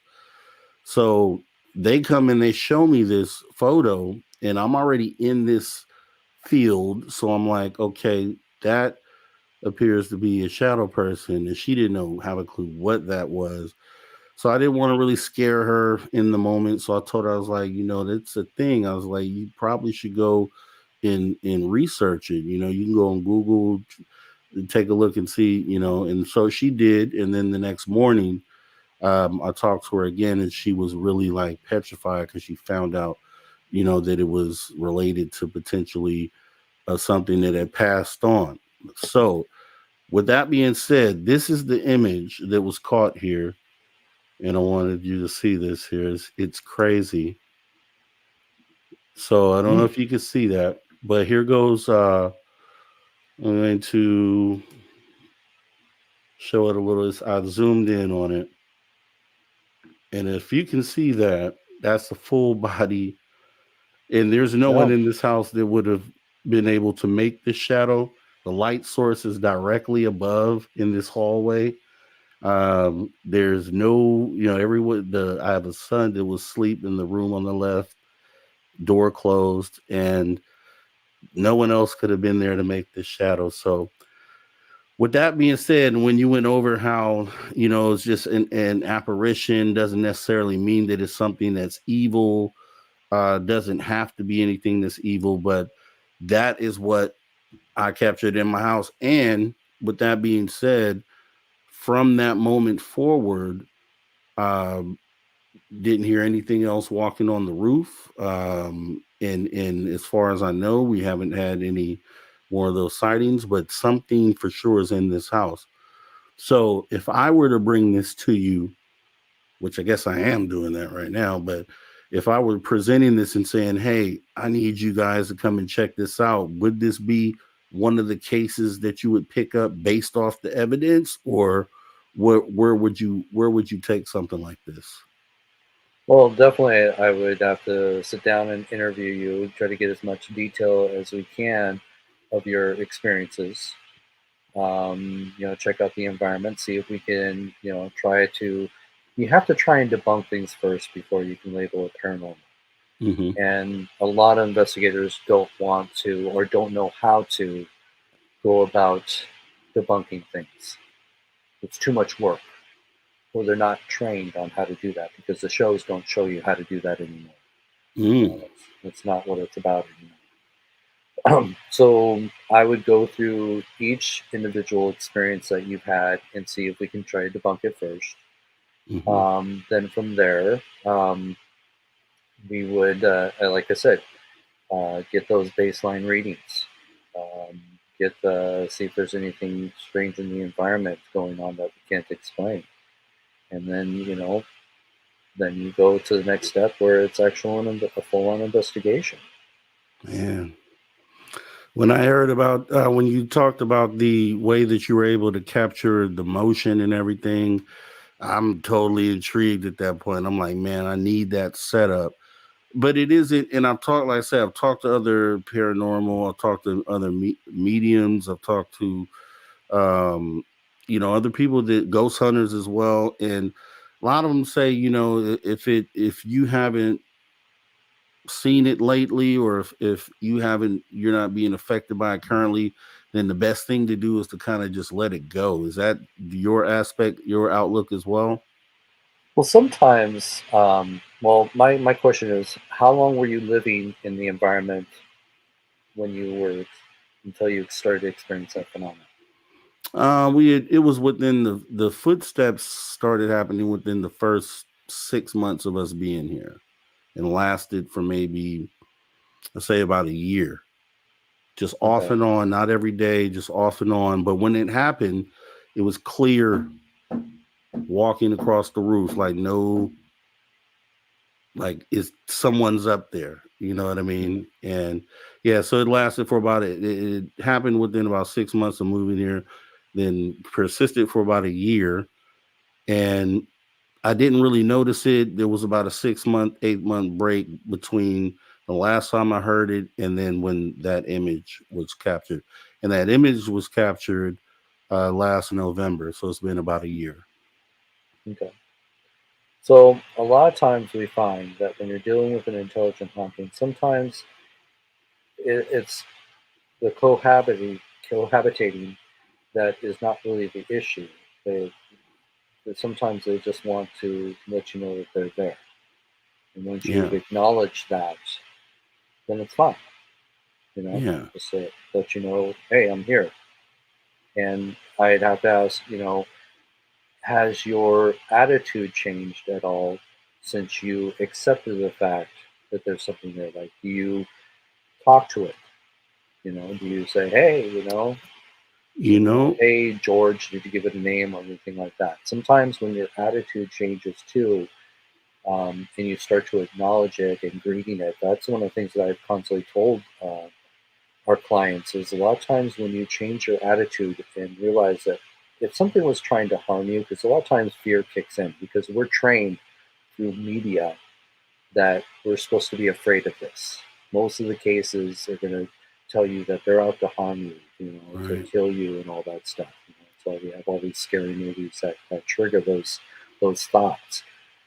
And in most cases, it's not like that at all. Like I said, in 800 cases, I probably maybe have about a handful of scary stories that I could tell you that I've experienced that could be negative. But most cases, it's just very tame. So if your attitude, changes and you realize, okay, I don't need to be afraid of this anymore, that I can, live with this experience and just maybe even set some ground rules and say, hey, the house is yours, after midnight. When you go to bed, have at it. That's all yours. But during the day, just please respect our privacy, type of thing. When people have made those rules out loud to the environment, they said the activity completely stopped. And so that just proves to me that whatever is in these environments, they just wanted to be acknowledged and say, hey, I'm here. I'm living with you, that type of thing. And that could be a prime example of what you're dealing with too. You Yeah. just you've acknowledged it. It knows it's there, and it's like, hey, now we can move forward. That's what I feel, man. That's what I feel. At the end of the day, that is my feeling about it. I do feel like because only because of the it being right above my head. And yes, I did during those happenings, I would kind of I go out because I go out to try to figure out what was going on, and I kind of would, I guess, talk to it in some certain way. And then, with that, I just really at the end of the day do feel like it was something that was just trying to be acknowledged. And if it's still here, it's just like, hey, and because I've also taken on that attitude as well, like not really wanting to search it out or you know, find out more that we have the image, and I think it knows that, and so we've clearly acknowledged its presence and didn't kind of blow it off and kind of took it as what it really was, like it was really something that was trying to reach out. So I've heard with that before from other people, and I'm glad that that's how you ended that because I totally agree with that. I think it did just want to be noticed at the end of the day. So you are awesome, sir. You've Oh, been well, thank hitting you. you really been hitting on every level, and I really think that you brought a lot of value to the table in this particular conversation, dispelled a lot of myths, and I think you probably should write a book about that. Just kind of like something that clears the air and kind of sets the stage for people, even new people coming into paranormal that want to be investigators and ghost hunters, like some of the things that they could immediately avoid or just understand that maybe the perspective should be this instead of that. And maybe you have, because you have over 10 books already Well, I published. do But touch base on a lot of that in my haunted journal. Like I said, it's a great book to teach people how to investigate in their own home and also to journal. because the reason why I wrote my haunted journal was because there was a lot of books out there that were very confusing. I should say, how to ghost hunt books out there that were very confusing. Either they were more on the metaphysical level, written by psychics and mediums, and there's a lot of people that don't have those gifts, and so it really didn't help them out. And then you had some that were more into the tech savvy, that were more about the equipment and how the equipment works. And there's a lot of people out there that don't understand technology and don't want to use technology. So this book was kind of in the middle. I wanted something to be a little more level field for everybody, that they can actually learn the real basics and understanding how to do an investigation. So there's that element of the book. And then, like I said, it also goes into how important journaling is, and it becomes your own personal journal throughout the rest of the book. So there is that. And I also am working on another book, Parascience, where it will get more into the science of investigating the paranormal. Awesome stuff, man. We're going to get into some audience questions. I've saved a list of some. Let me make sure here. Make sure. Oh, okay. I want to put this up because I think it's a compliment. You had stated earlier that you've been doing this for 30 years, and one of the viewers said, "Is he even 30 years old?" Yeah, because you're looking good, man. Yes, I am over 30 years old. Thank you. We had we had Shelly Montgomery, who asked, "What if they're standing in front of you and tell you stuff?" What if the ghost was? Yeah. Well, I'd hope I'd have the right equipment to document that experience so I could prove it to the audience. Exactly. That's that would be a great experience to have. It seems like even though there's a lot of investigators out there, when they do claim to have those types of encounters, they fail to collect the data needed to prove it. Unfortunately, situations like that become your own personal story that hopefully, the audience will accept or not accept as proof to the paranormal. But I try to go beyond that, and I hope that when I have that experience, because a lot of I've been asked this a lot by the media, is like, I ever seen a ghost? And I'll be honest with you, I have never seen an apparition. I have seen the dark, shadowy substance that appears to be an apparition, but I have not seen an apparition like people say, throughout their experiences, where they see, they can tell it's male or female, the color of the hair, the color of the outfit. I have not had that experience. Wow. And people have said, if you have that experience, is that it for you? Are you done? I'm like, no, because then when you have that experience, I want to know, how did I have that experience? Yeah. How can I prove that experience? How can I take that to the next level? That's what keeps me going, Yeah. So, I hope to have that. And if I do have that experience, I hope to have the data that I need to prove it to you all. Okay. And we have President Zaddy asking a question. I'm going to translate it a little bit because we know how Zaddy gets. Zaddy said, "What does it mean when you have a dream about a ghost that throws fruit at your nads while you're laying in bed and the fruit was on the shelf beside my bed?" Like, what does that mean? I don't know. I guess the ghost is a little more entertained by throwing fruit at your nads. I don't know. I don't know. Dream interpretations could be more psychological than they are paranormal. Okay. There Okay. are a lot of cases out there where people claim what they call ADC, after death communication, where people have been visited by loved ones after they had passed away, and they claim to pass on a message, like I'm here, I'll always watch over you, I love you, I'm sorry, those types of messages.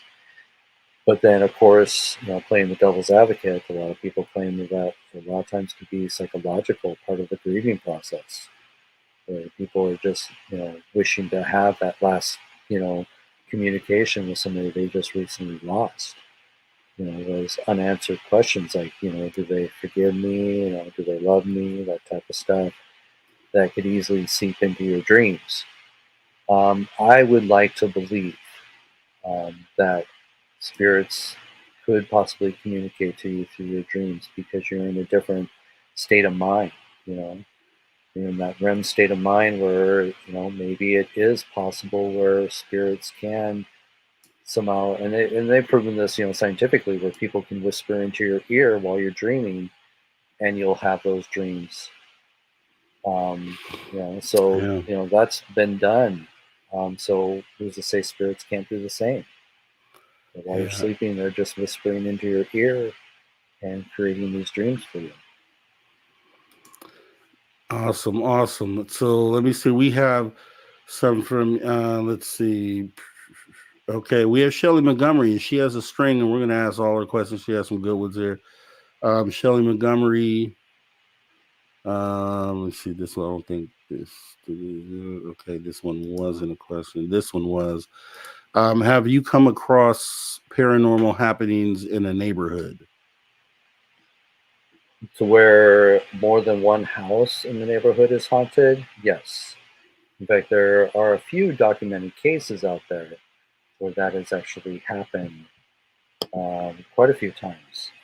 Some of them tend to be, or I should say, a majority of them have been related to situations where houses have been built on cemetery grounds.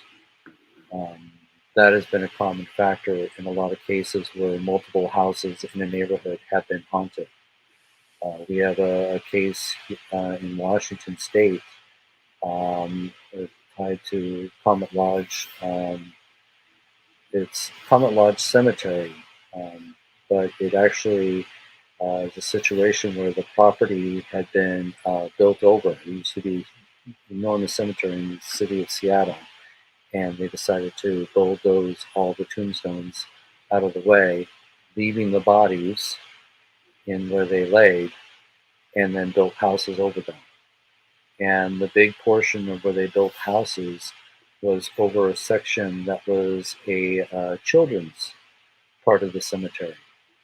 And there were a number of documented cases where individuals living in those homes were having experiences of phenomena that related to children.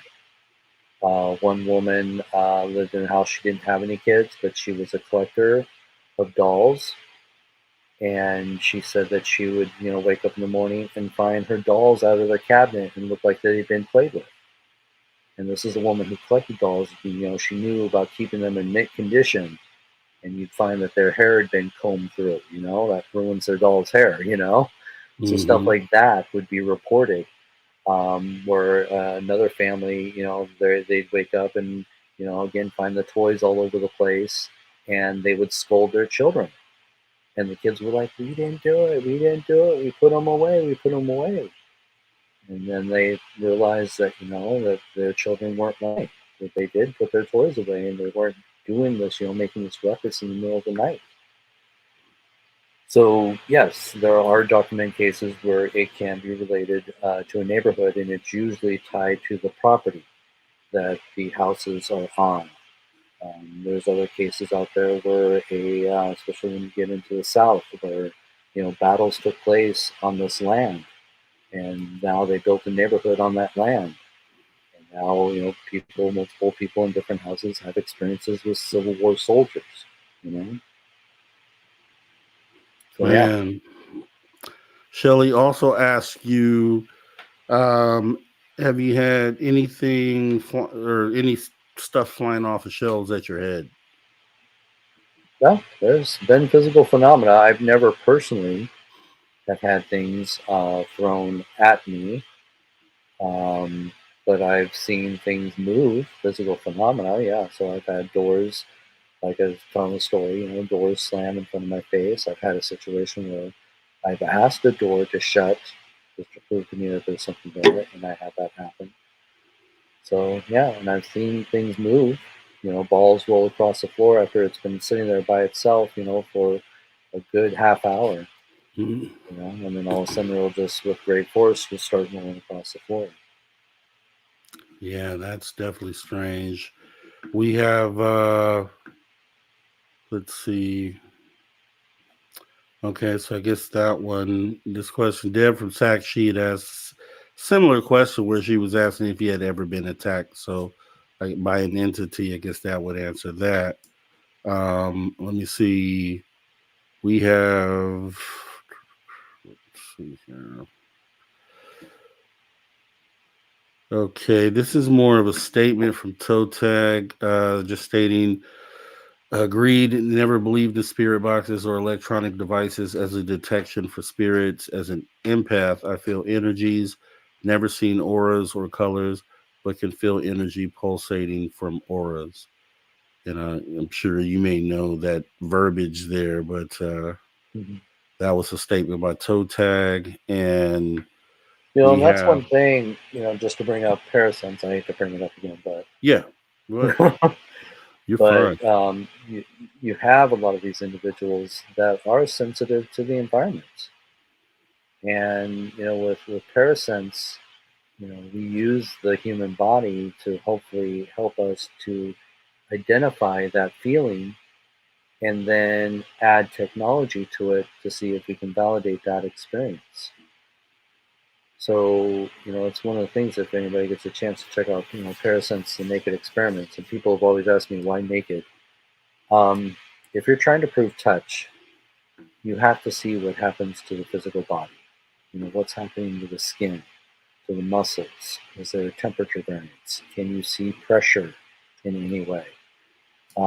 So nudity just kind of made sense because you wanted to see what's happening. And also, if you have people in clothing and they claim, "Oh, I felt a hand on my back," anybody who is a scientist or even skeptical is going to say, "Well, it's contaminated evidence. It could have easily been their shirt or their jacket that they were wearing."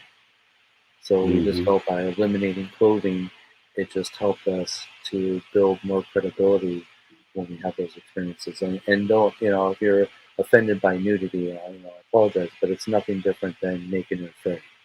All the, naughty bits are blurred out. Yeah.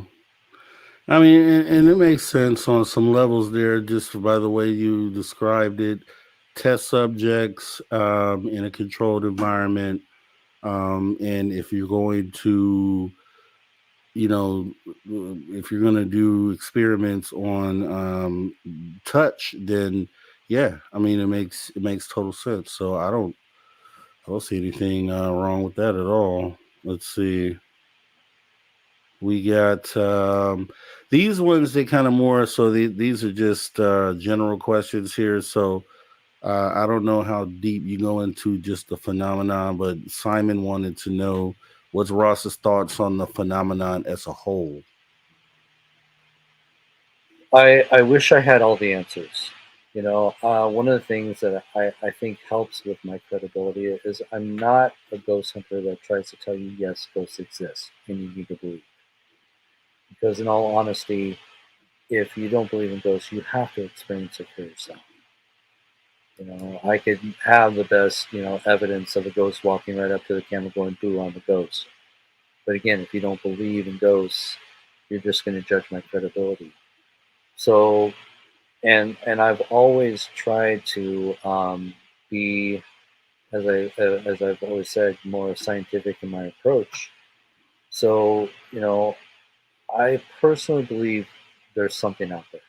I've had enough experiences. I've seen enough things. I've experienced enough things that says, yes, there's something to this. We are not wasting our time. There are a lot of, credible people that didn't believe in ghosts that will have incredible experiences. So, what is it? I don't know yet. Even as I was talking about with parasense in the beginning, when you have somebody have a situation where they got scratched, and yet at the same time, you can show that something approached them, something invisible, and approaches the subject at that moment and then leaves at that moment. That right there is, validates that there's something to this. Is it a ghost? Well, most common belief would be yes. It'd be easy for me to just throw that label out there and say, yes, it's a ghost. There you go. There's your evidence. I want more. Yeah. And I believe we deserve more. We need to know more. Yeah. We need to have a better understanding of what this is. And we're not there yet. We're No. just at the very beginning of this race.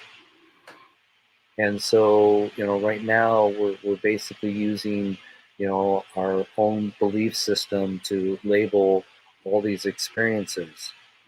But that's not proof, and that's not enough information to prove that of what this is that we're experiencing. So I'm hoping to get more of that information, but I can tell you without a doubt, there's some things out there we can't explain.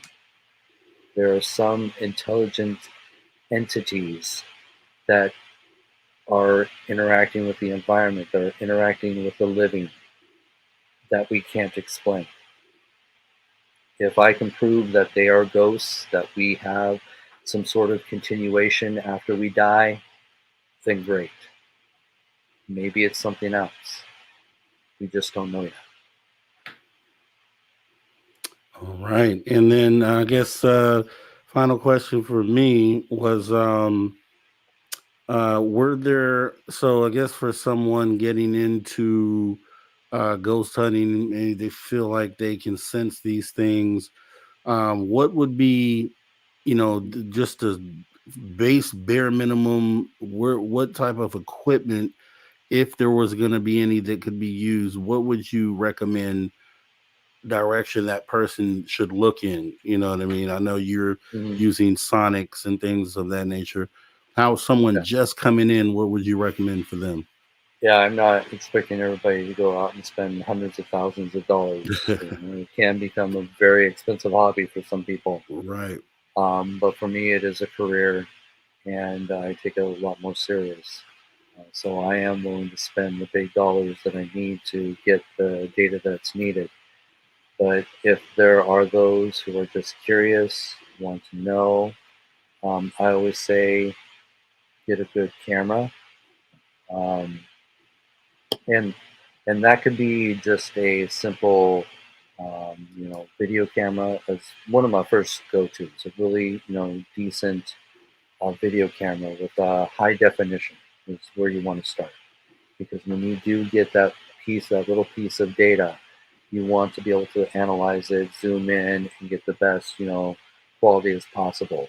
I hate seeing people with all these cheap you know digital cameras running around and posting very bad pixelated pictures and saying, "Oh, there's my ghost." Mm-hmm. You know, the technology is out there. The technology is affordable now.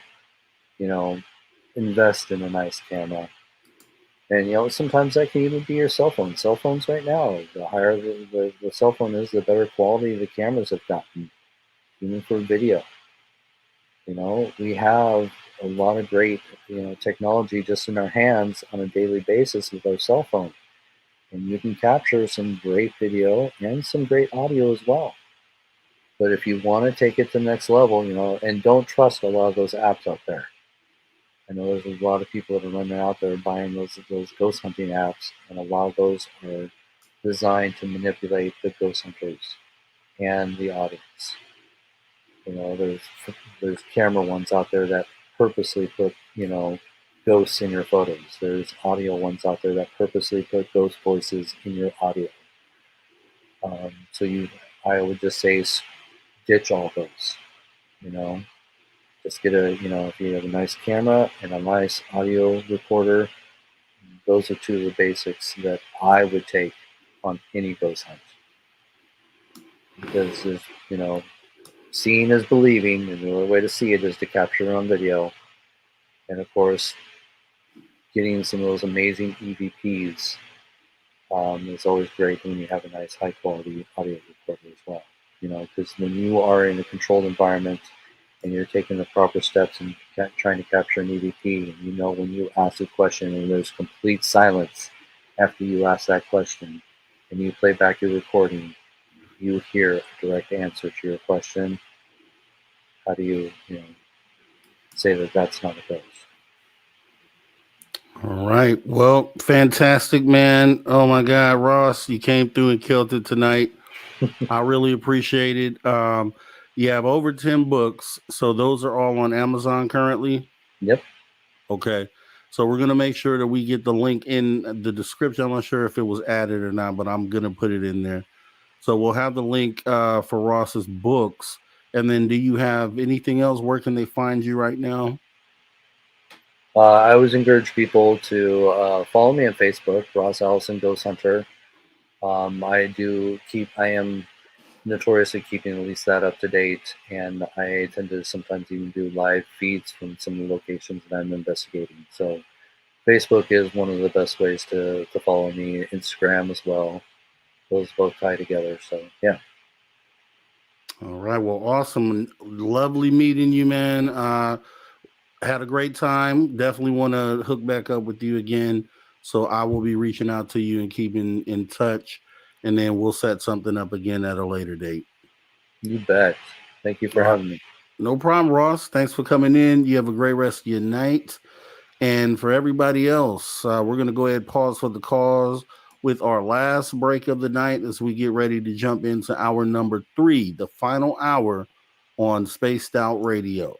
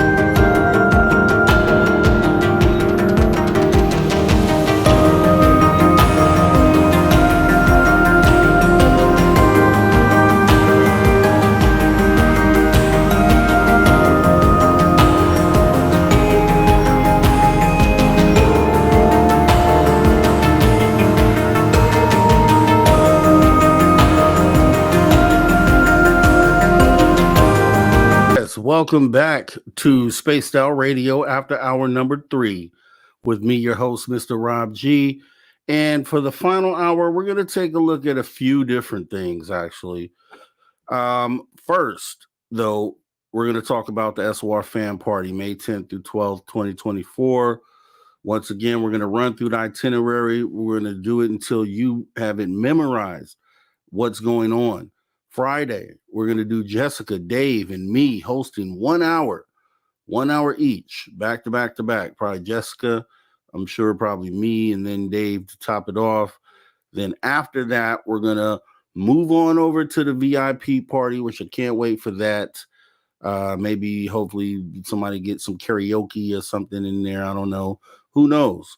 Saturday, we're going to do the ghost hunt with Merle, which I can't wait for that. I'm kind of excited to participate in that. Saturday night, we're going to do the UFO Skywatch with Melinda Leslie. And I would recommend if you have, what, what's that, 5-6 months from now till then, think about bringing something like a Psionics camera. I promise you, 99.9% chance that you will not be disappointed if you do so. Then Sunday, if you're able to stay, we're going to have just a free-for-all hangout. I don't even know what's going on Sunday, but I'm going to be there. Hopefully you guys are all still there too. You'll be able to come out and see SOR fan favorites like Science Bob, Lala Bright, Tim Senor, Jim Goodall, Melinda Leslie, Merle, Lorian Fenton, Kira I Am, which she would definitely be there, and Dr. Michael P. Masters, and more. Come meet Dirty Filth and myself. We're going to piss Dave off, and we're going to have breakfast for dinner. So I need as many people to sign up for that. We'll just do it all as a big group, and then we'll invite Dave. We'll just coin it as dinner. We'll just invite Dave to dinner, right? And then we all order breakfast, right? That would be epic. So let's go ahead and do that. Just let me know. We can get this all set up. $60 for the ticket. $100 ticket gets you all the VIP and the swag bags. Rooms are on sale for as low as $139 per night. Less than triple the price of Las Vegas if you happen to go the previous year. Definitely the perfect Christmas gift. And yes, we understand this is happening during Mother's Day weekend, but your wife deserves a nice holiday. Don't you think? So does your mother. So please go ahead and sign up today. Email your request for tickets to info@spacedoutradio.com. We cannot wait to meet you. Not you meeting us. We can't wait to meet you. So we hope to see you there. With that being said, we're going to go ahead and talk about, you already know we have what you just saw a moment ago. I'm going to bring this back up as we definitely need to talk about this too, which is going to be our SOR swag. We don't have ugly swag, guys. We do not have ugly swag. Just as Dave Scott, he says we don't have it, and I'm going to show you that we don't. So you can shop today at spacedoutradio.com, and let's go through some of the things that we have. Looks like we have items like the Random Guy patch t-shirt, the Random Guy UFO t-shirt, the Alien Rocker tee, the Baby Long Sleeve Organic Bodysuit, the Badass Merle tee, the Bigfoot toque. Once again, these are beanies in the United States. The Bob Lazar tee, Canadian Sasquatch tee, the classic SOR tee. This is from like the logo from about a year or so ago. You can get Dave Scott beard and hair awareness draws. That's Dave Scott on those draws, guys. Dave Scott draws with the psychedelic colors. You can get the Dog Man Let's Rock tee. Get yourself an El Omni Volador t-shirt. You can get a FU Dave t-shirt. Depends on how you're feeling. Go ahead and get that Grand Tavius Max Muscle Man shirt. Go on and do that. You can also get the holograph die cut stickers. There is anybody out there, baseball tee. You can get the kids Wendigo hoodie. But I don't know how safe that would be, right? Because I do all the stuff we're hearing about Wendigo. Yeah, I don't know. Get the ladies SOR Street hoodie. Get the lip blade t-shirt if you happen to have something above your lip, which I don't, so I don't have to worry about that. Get the men's SOR hoodie. Get the Merle t-shirt. Wear it out to the ghost hunt. You can get the peak woo shirt whenever it's getting peak woo around here, and occasionally it does get to peak woo, so you can definitely get that. The Phoenix Lights concert t-shirt. You can get the Julie Farrell inspired plethora drink baseball shirt. She's the official plethora counter here at Spaced Out Radio. You can get the Sasquatch USA tee, get the short sleeve baby bodysuit, get the SOR We Own the Night tee. You can get the SOR. You can get this one for me and just send it over, man. The SOR Bluetooth speaker and wireless charging pad, the SOR Classic hoodie. Keep your drink cool with the SOR Coolio sleeve.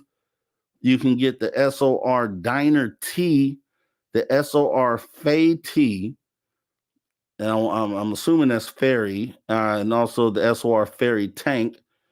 We have the SOR kicks. I love those. With the We Own the Night on the side, I love those. Get the SOR logo sticker, slap it on something, make somebody mad, go slap it on the window or something. I don't know. Get the SOR logo tumbler, the official SOR t-shirt, and then you can get the round sticker with, once again, this is the old logo. And let's see, what else do we have? We have the SOR UFO tee, the SOR water bottle, the Team Rock women's tank, the Team Stump women's tank. We can get the Cryptid Huntress Off the Trails tank, the Sassy Squatch tee, the Tim Senor Anonymous Rex Alien Woo shirt. Get the Dave Scott UFO and Tacos tee. We know he loves Taco Bell. Get the We Own the Night cap, We Own the Night panties, We Own the Night tee, which once again, I said I love that, and I do. I like the one on the upper right. That's me all day. We Own the Night, women's Phoenix Lights concert tank, the women's UFO and Tacos tank, the women's Woo Train undies, the Woo Factor shirt, and the Woo Factor pillow to rest your pretty little head, Woo Train boxer briefs, the Woo Train mug, or just for anyone in general, if you want to let them know they've got aliens, get them the You've Got Aliens t-shirt. You can get all this and more because we're adding merch to this store. You're going to have some after hours gear coming really, really soon. You can get that right over at spacedoutradio.com because we don't have ugly swag. We do not. All right. Now, obviously, the other part of this is joining our Space Travelers Club. Since you guys are all space travelers currently, go on over to patreon.com/SOR_space_travelers_club and consider taking a look at one or two of these packages here. They start as low as $5 per month, and you can go ahead and get a tiny bit of woo for $5. The tiny bit of woo is a great way to support what we do on SOR on a nightly basis. With your $5 membership, you get a shout out on Spaced Out Radio along with getting your name added to the Space Traveler Scroll, the Woo-tastic plan, $10 a month. With this one, you get your name shouted out on the Spaced Out Radio, as well as your name added to the Space Traveler Scroll tab. You'll also receive an autographed We Own the Night poster from Dave Scott and SOR stickers. That's a good, plan to start off with, I would think. Get the Woo-tacular plan, $15. Here you'll get a shout out on the air live. For your love and support of Spaced Out Radio. Your name will be added to the Space Traveler Scroll. Also, you get an autograph We Own the Night poster and stickers. You will also receive a 10% on VIP tickets, the ones we just talked about, for our next SOR fan party if you choose to join us in 2024. So it makes total sense to get one of these. That way you can get the discount on your Reno tickets. And we have the $20 out of this woo. You are unbelievable. Thank you for the love. With this tier, you get your name added to the Space Traveler Scroll and a shout out on air by Dave Scott. You will also receive a t-shirt of your choice from the Spaced Out Radio store. You will also get 20% off of your VIP ticket for the 2024 SOR fan party as well. You get a phone call from Dave to chat about some serious woo. Must be a member for 3 months before items will be shipped. You can get the Woo Has Landed for $50 a month. While you are a SOR super fan, we appreciate you. With this tier, you get your name added to the Space Traveler Scroll and a shout out on there by Dave Scott. You'll receive a t-shirt of your choice from the Spaced Out Radio store. You'll also get 30% off on your VIP ticket for the 2024 fan party. A personal piece of art from Dirty Filth, which is probably going to be priceless at some point. As well, you get a phone call from Dave to chat about some serious woo, right? And then you get your Making Dave Woozy. Make Dave Woozy, $100 a month. Truly humbled by your support of Spaced Out Radio. With this tier, you get your name added to the Space Traveler Scroll, a shout out on air by David Scott. You receive a t-shirt of your choice from the Spaced Out Radio store. You will also get 40% off of your VIP ticket for the 2024 SOR fan party as well. You will get a call from Dave to chat about some serious woo. But wait, there's more. You will also get to be a special guest live on the SOR roundtable. But as we do for you, you got to bring your woo with you. So these are all the packages that you can take advantage of and become a space traveler for as little as $5 per month. Once again, you can do that right over here at patreon.com/SOR_space_travelers_club. Guys, let's do this. Let's do this today, guys. Appreciate you. All right. With that being said, so what we're going to do, as you see on the bottom of the screen here, we have our SOR Cryptid Stories. So this is going to be the Lon Strickler, phantomandmonsters.com. We're going to jump into a few of his stories. We're going to see what he has available for us here. But just so you know, normally, and beginning next, well, actually, we're going to talk about next week. But the way it's going to go here is in our hour number 3s for Saturdays, we have a guest.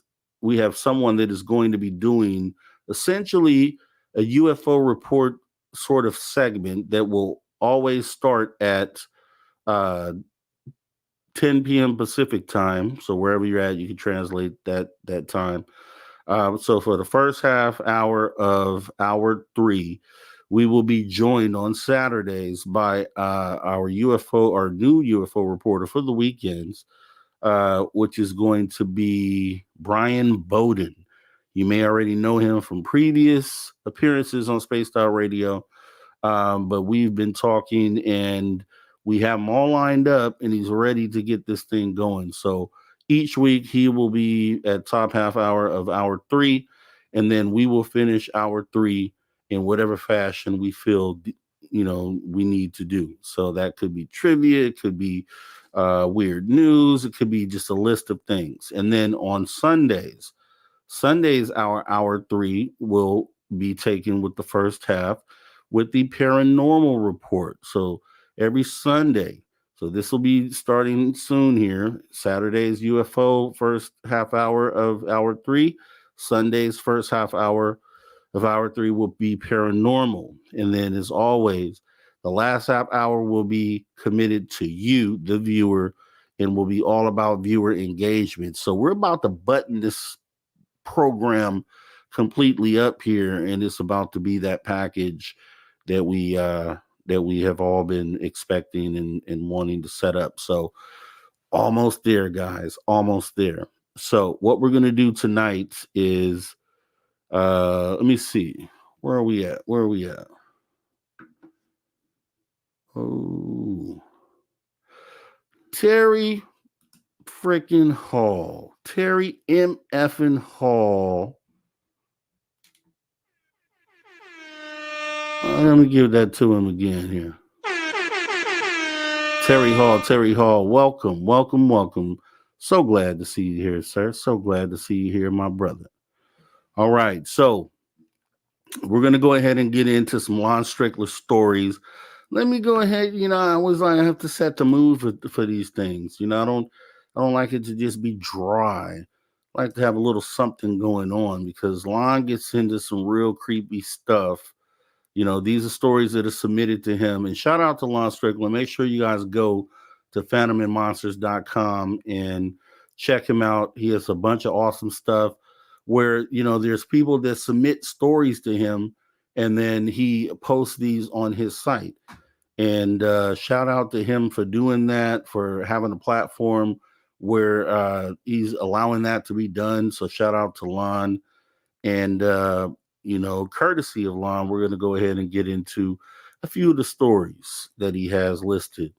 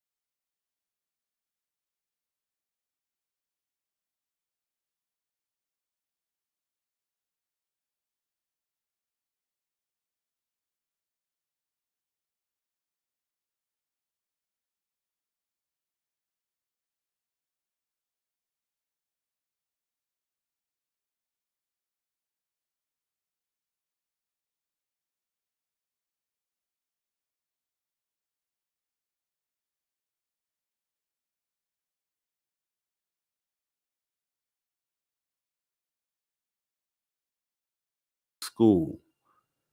There was a bright bluish white orb about the size of a basketball. I'd say it was 15 feet in the air because there were rumors the world was going to end. I thought what I was looking at was a meteorite because it was the size of a basketball. It was actually a huge meteorite.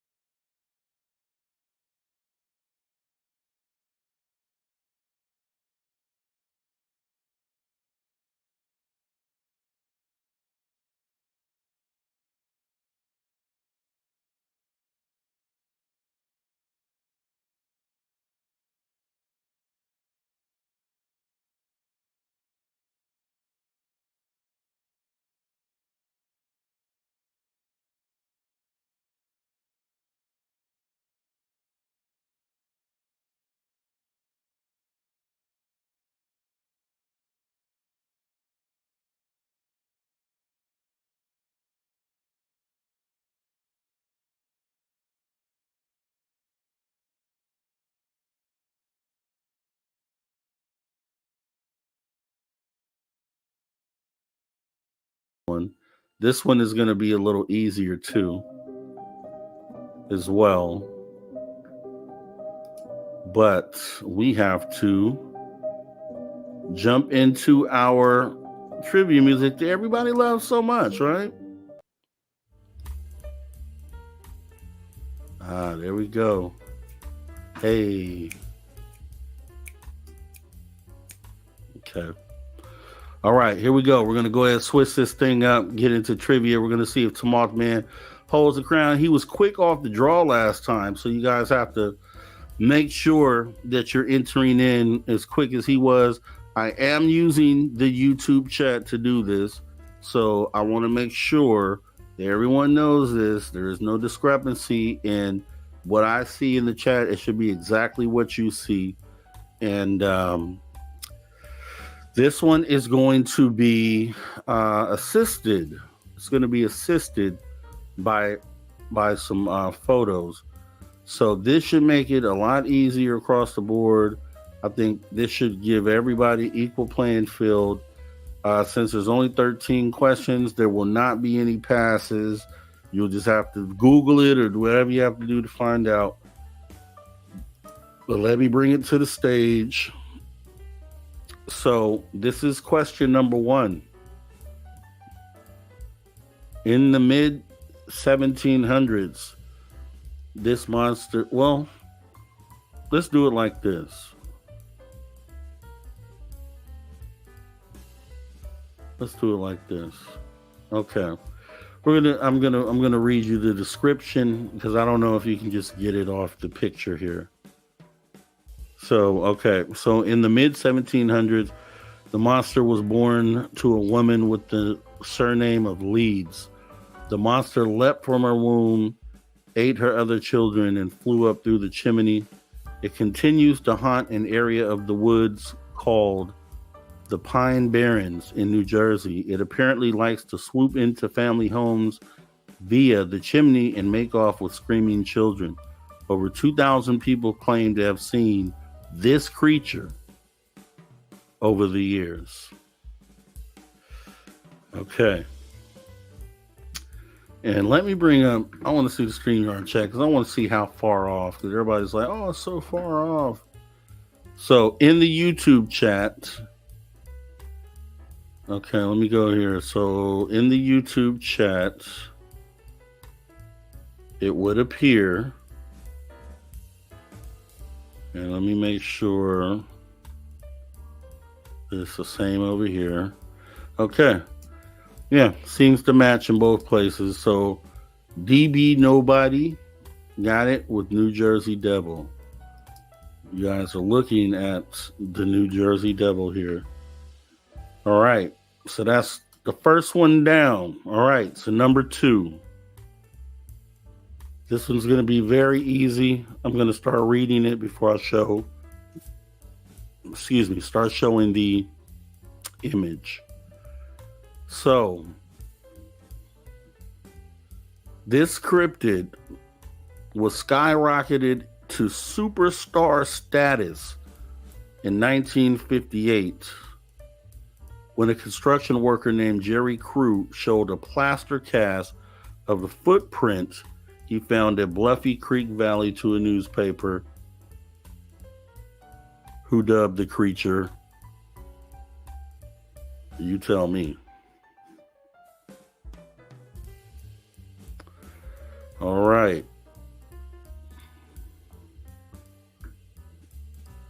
I'm gonna look at this. We're gonna look at this again because I think you're messing with me here.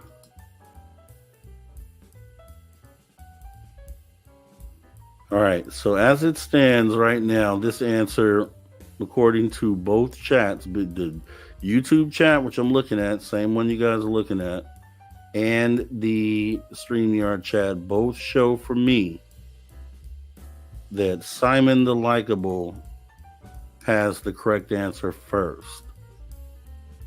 Okay. Now, Sav is saying, Spaced Out Radio, I got it. So I'm assuming you mean the first one there. And I'm going to go back because there's no way that we got that wrong. So Yeah, you did get it, solved, but you got it late.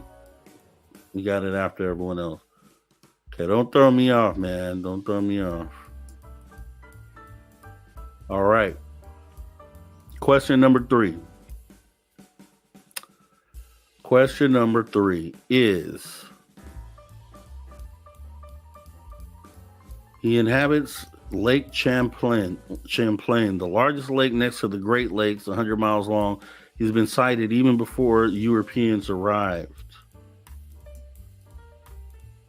Native Americans called him Chasaru. P.T. Barnum offered a reward for $50,000 for the beast body for his traveling show. Sandra Manzi took the most credible photo of Champ in 1977, and I think everybody is filling up the chat with the answer here. And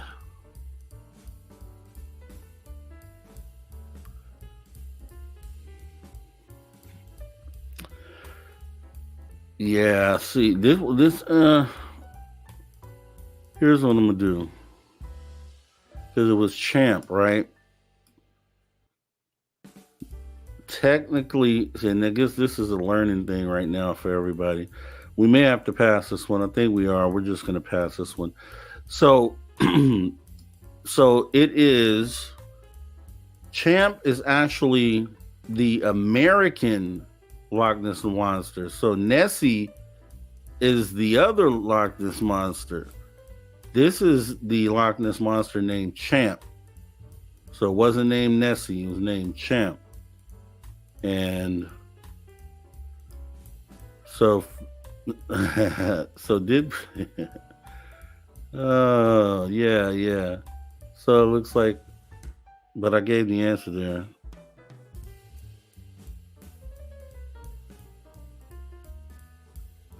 Yeah.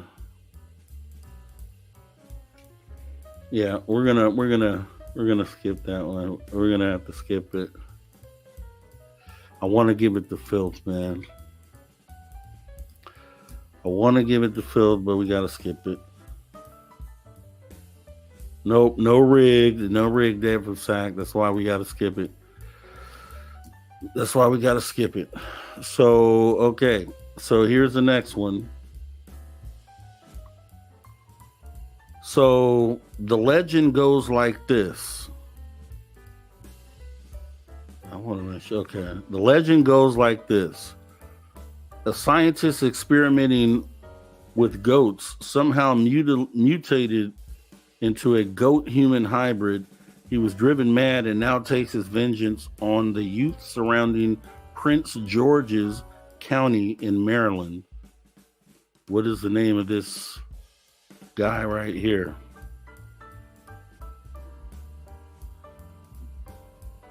Okay, according to YouTube chat,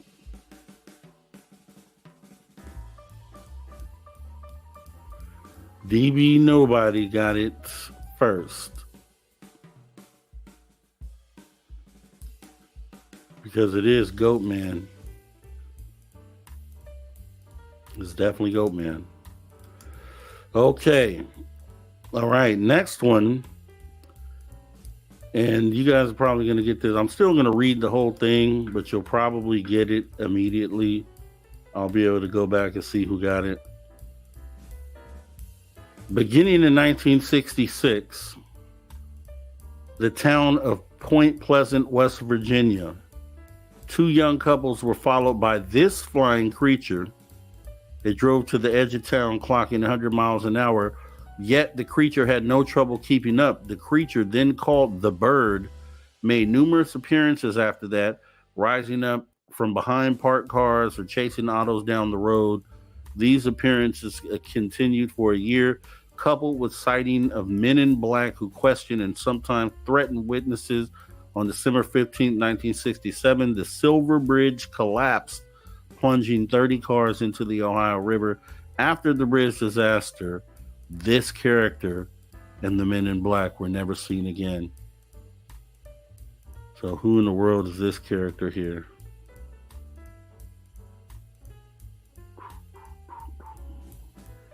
Different side said Billy Goat Gruff. Okay. Yeah, looks like Simon the Likeable has them fingers today. Let me see. I gotta find them in here. Yes, Simon the Likeable will be the first person to correctly say Mothman. Simon the Likeable is killing it. Let me see. All right. Next one. This should be pretty easy. I'm going to show it because I don't think you'll get it immediately. Reports vary, making this creature as large as Bigfoot or as small as orangutan. It has glowing orange or green eyes and a repugnant scent that dogs refuse to track.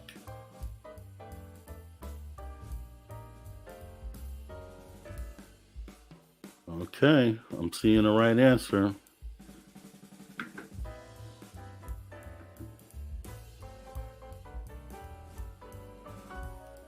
DB Nobody got it again. Okay, this is going to be a skunk ape.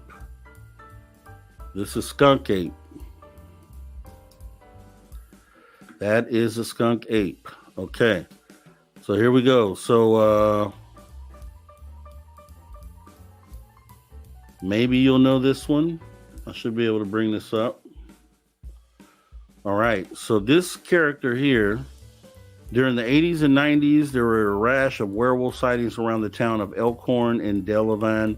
Motorists often saw an oddly hunched creature along Bray Road. The first report involved a woman pulled to the side of the road after hitting something. She saw a dark shape in the woods. She quickly got back in the car and sped away, but the creature leapt on the back of the car, clawing the trunk before falling off. Some people have connected this werewolf with the Native American legend of the Shunka Warakin, meaning carried off dogs. And this one isn't. Ha. Yeah, I think somebody got it here. Let me just go back. I think, yep, looks like Van Gold. Van Gold. It is the Beast of Bray Road. The Beast of Bray Road is who this character is. All right, here we go. This character right here. In 1977, several teenagers claimed to have seen this creature in the woods around Dover. Although it bears resemblance to the Little Gray Men, there were no UFO sightings during that time. Also, the creature appears similar to the Native American legend of the Managishi, or the legend of Cree Trickster. Does anyone know what this is? It's probably going to be a pass. Yeah, we're going to pass. No one has it. So this character is going to be the Dover Demon. The Dover Demon. All right, so the next one.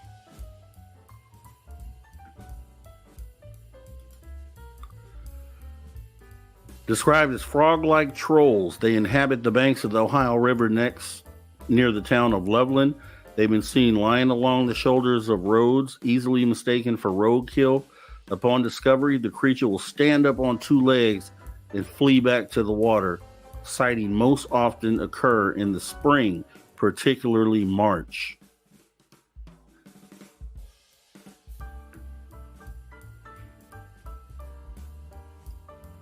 All right, first person with the actual answer is Maggie M10. It is the Loveland Frogman. The Loveland Frogman. All right. Let's go. Okay. I don't know if this gives it away. Okay. This might give it away, but on September 12th, 1952, a UFO was reported to have crashed in a small town in Braxton County, West Virginia. Several boys witnessed the crash and investigated. They ran into the tall green figure with the pointed hood or helmet. Yes, I see it in here. So let me just give it to you. Paramarv. It is the Flatwoods Monster. It is the Flatwoods Monster. All right, last one here. We'll do the last one. Let me make sure it's a one that everybody knows. Okay, let's go with this one. This one is going to give us a little bit. So not this one. We're going to go with almost every Native American tribe has a story about an enormous bird that can beat its wings like thunder. Lightning shoots from its eyes and shadow blocks the sun. Storms follow in its wake. In 1977, a 10-year-old boy from Illinois spotted a pair of these in the sky. One swooped down and tried to abduct him. The mother's scream scared the bird away. Cryptozoologists think this version of the bird, with a reported 10-foot wingspan, might be a relative of the Andean condor. Okay. We're looking good here. So it looks like we got who got this final answer. Yeah. It's like it's Maggie M10 coming from behind. Let me see. All right. Maggie M10. All right. So let's tally the votes.